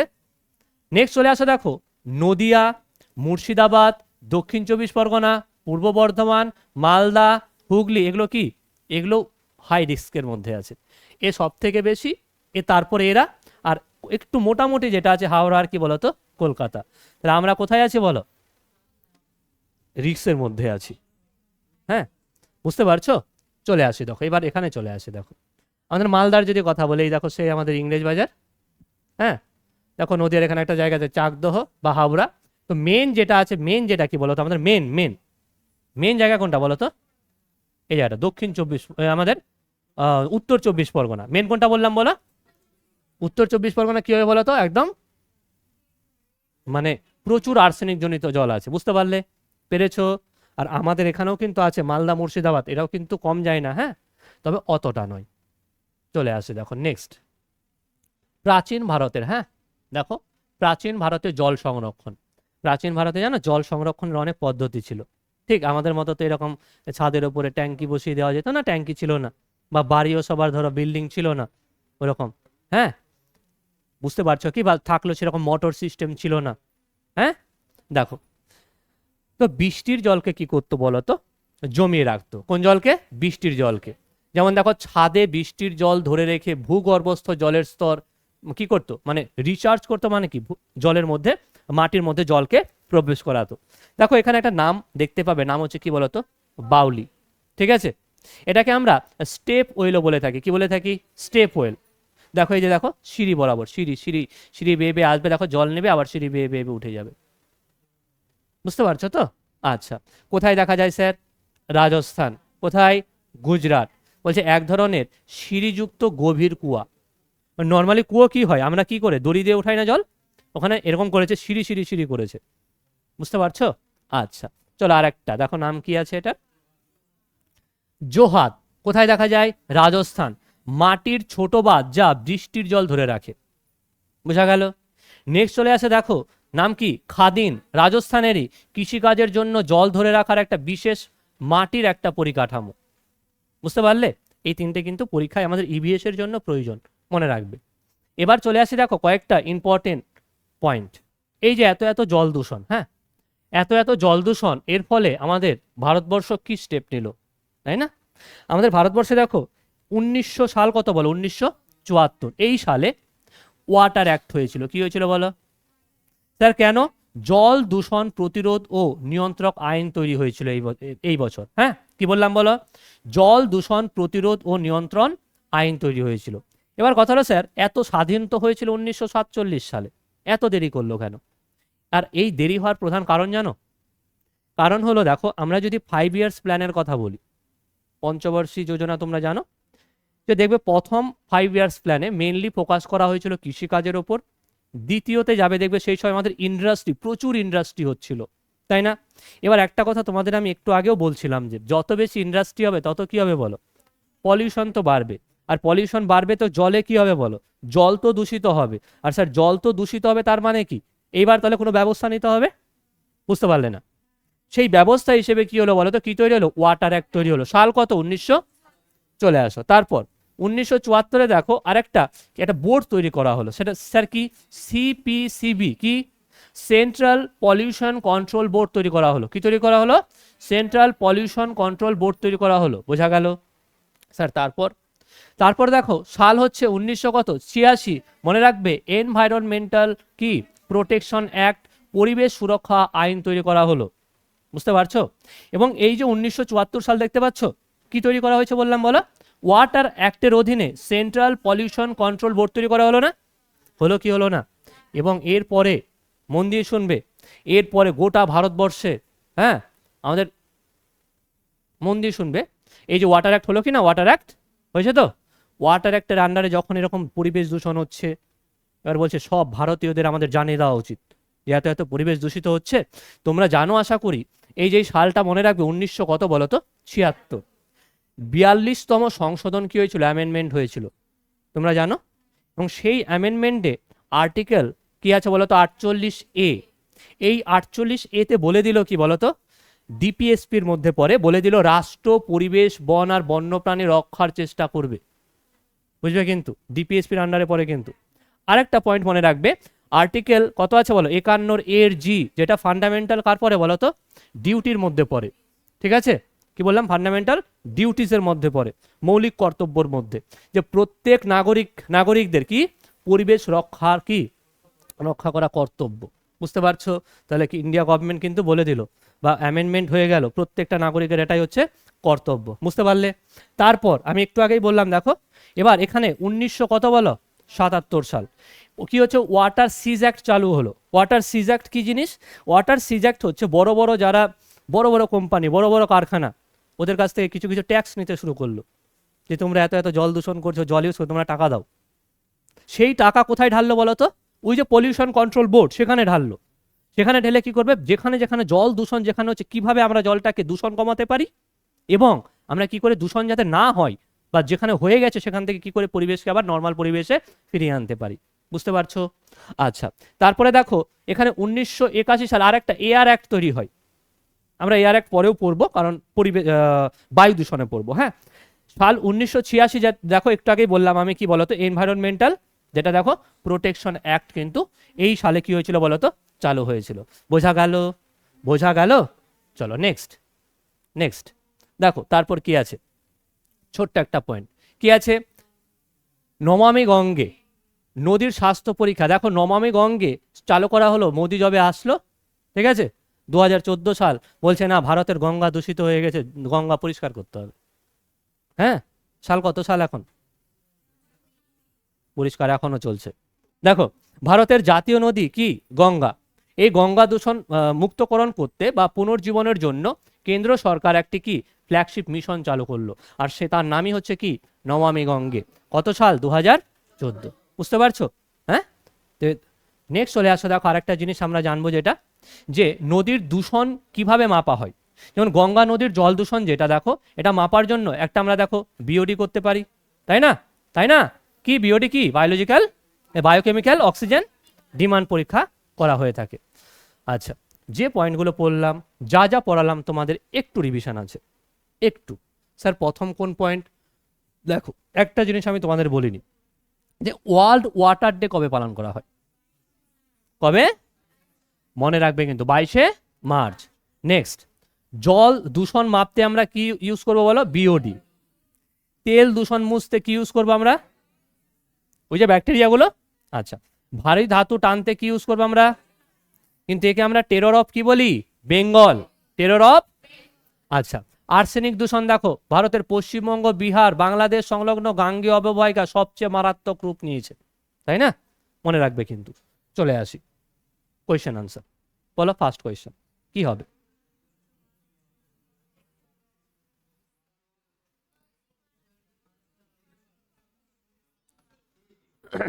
জলে বিওডির উচ্চমান নির্দেশ করে কি? বলো। জলটি মারাত্মক দূষিত, তাই না? আমি তোমাদের বললাম না? বলো, বললাম তো বিওডি বাড়লে জল দূষণ বেড়েছে, তাই না? আচ্ছা, ব্লু বেবি সিনড্রোম কি হবে? কত নম্বরে আছে? Option number B, nitrate. চলো, নাইট্রেট NO3 মনে রাখবো। নেক্সট বলো। তারপর জাপানের মিনামাটা রোগটি কোন ধাতুর দূষণের সাথে যুক্ত? কি হবে? পারদ, যাকে আমরা মার্কারি বলি, সংকেতটা মনে রাখো Hg। তারপর এটা বলবে জল দূষণ প্রতিরোধ ও নিয়ন্ত্রণ আইন বা অ্যাক্ট কত সালে? আমি একটু আগে পড়ালাম 1900 কত বলা? 74 সাল, মনে থাকবে। চলো তারপরে বলো কি হবে?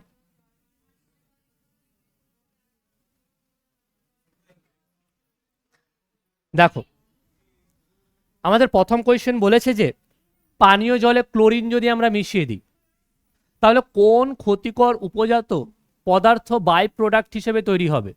দেখো ক্লোরোফর্ম এবং ট্রাই হ্যালোমিথেন তৈরি হবে, আর এটা কিন্তু ক্যান্সারের কারণ। বোঝা গেল? আচ্ছা, নেক্সট কোয়েশ্চেন। পানীয় জলের জন্য বিশ্ব স্বাস্থ্য সংস্থা নির্ধারিত আদর্শ মাত্রা কত? কত হবে? অপশন নাম্বার বি, 6.5 থেকে 8 বেশ। তারপর এটা বলো, জল ঘোলাটে ভাব বা এর আবিলতা পরিমাপ করার জন্য কি ইউজ করব? Option number C, NTU। তোমাদের পড়ালাম, তাই না? নেক্সট বলো, জলাশয়ের শৈবাল ব্লুম বা অ্যালগাল ব্লুম প্রধানত কোন উপাদানের আধিক্যের কারণ? বলো। অপশন নাম্বার নাইট্রোজেন এবং ফসফরাস। বুঝতে পেরেছো? আচ্ছা, চলো তারপরে দেখো, বলো তো কি হবে?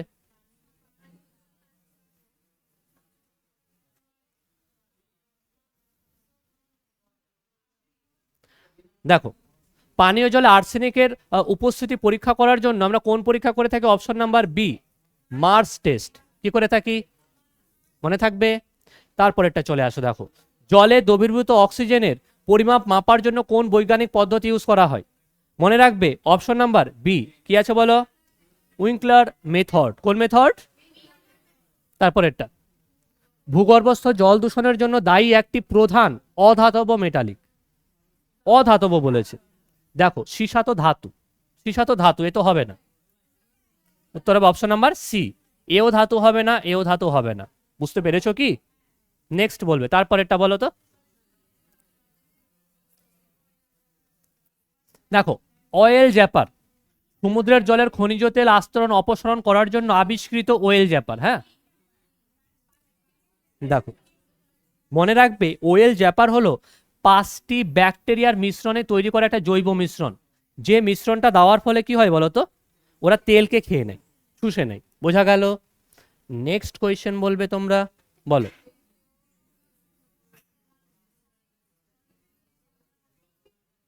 কি হবে? বলো 6.5 থেকে 8.5। নেক্সট কোয়েশ্চেন, কোন জলজ উদ্ভিদকে তার অনিয়ন্ত্রিত বৃদ্ধির কারণে টেরর অফ বেঙ্গল বলা হয়? কচুরিপানা। Very good. নেক্সট বলবে তারপরেরটা, নন সোর্স পয়েন্ট বলা হয়। আচ্ছা, তেল শোধনাগার থেকে বেরোচ্ছে আমরা বুঝতে পারবো না, পয়েন্ট সোর্স না স্যার, এ তো কাটা, এ কেটে দিন। আচ্ছা, কৃষিক্ষেত্র থেকে ধুয়ে আসা কার জমি থেকে বেরিয়েছে জানি, তার মানে একে উত্তর বলতে পারি না বলো। তারপর এটা দেখো পৌরসভা, না স্যার এটাও হবে না, এটা সোর্স পয়েন্ট। তাপবিদ্যুৎ কেন্দ্র বলেই তো দিয়েছে, তাপবিদ্যুৎ কেন্দ্র, জলের নালা বলে দিয়েছে না, মানে এটাও সোর্স পয়েন্ট, এটাও হবে না। তাহলে উত্তর হবে অপশন নাম্বার বি। নেক্সট বলো।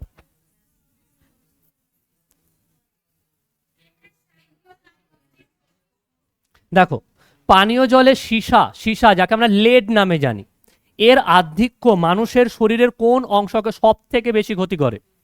কেন্দ্রীয় স্নায়ুতন্ত্র। হ্যাঁ, আমি যেটাকে একটু আগে বললাম সেন্ট্রাল নার্ভাস সিস্টেম, ঠিক আছে। এর মধ্যে পড়ে কে কে, একটা ব্রেন পড়ে আর একটা স্পাইনাল কর্ড পড়ে, মনে রাখবে কিন্তু, ঠিক। নেক্সট বলো।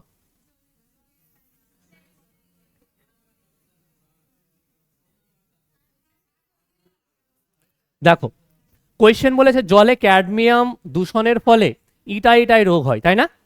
এই ইটাই ইটাই শব্দের অর্থ কি? আমি একটু আগে বলেছিলাম, একটা একটা কি জাপানি শব্দ ইটাই, যার অর্থ কি আউচ, মানে আউচ আউচ থেকে এসছে। আর আউচ আউচ মানে কি বলো? ইটস হার্ট, ইটস হার্ট, বুঝতে পারছো? নেক্সট, তারপর এটা বলো, পানীয় জলে কোন উপাদানের আধিক্যের কারণে শিশুদের কি বলেছে গ্লোবিনিমিয়া বা বা বা ব্লু বেবি সিনড্রোম হয়? কি হবে? Option number C, nitrate. বুঝতে পারছো, পেরেছো তো? নেক্সট বলো।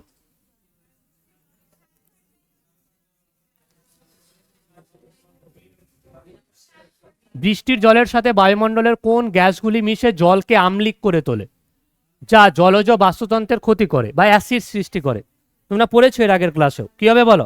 সালফার ডাইঅক্সাইড ও নাইট্রোজেন অক্সাইড। দেখো অপশন নাম্বার বি হবে রাইট অ্যান্সার, তাই না? নেক্সট বলো।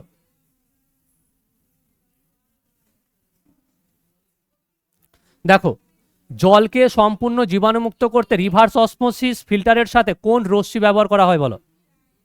একটা রশ্মি ব্যবহার করা হয়, তাকে কি বলেছিলাম বলো? অতিবেগুনি রশ্মি, ইউভি রে। হলো, তারপরেরটা বলো।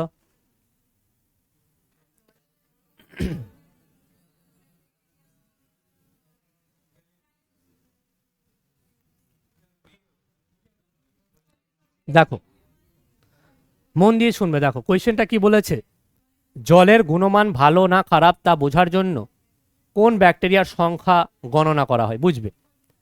ধরো এই জলের মধ্যে এই এখানে জল আছে, বুঝলে তো, একটা জলাশয়ে জল আছে, পুরো একটা জলাশয়, বিশাল বড় জলাশয়, এখান থেকে তুমি জল নিলে পাত্রে, নিলে এবার নিয়ে তুমি গুনছো, কাকে গুনছো?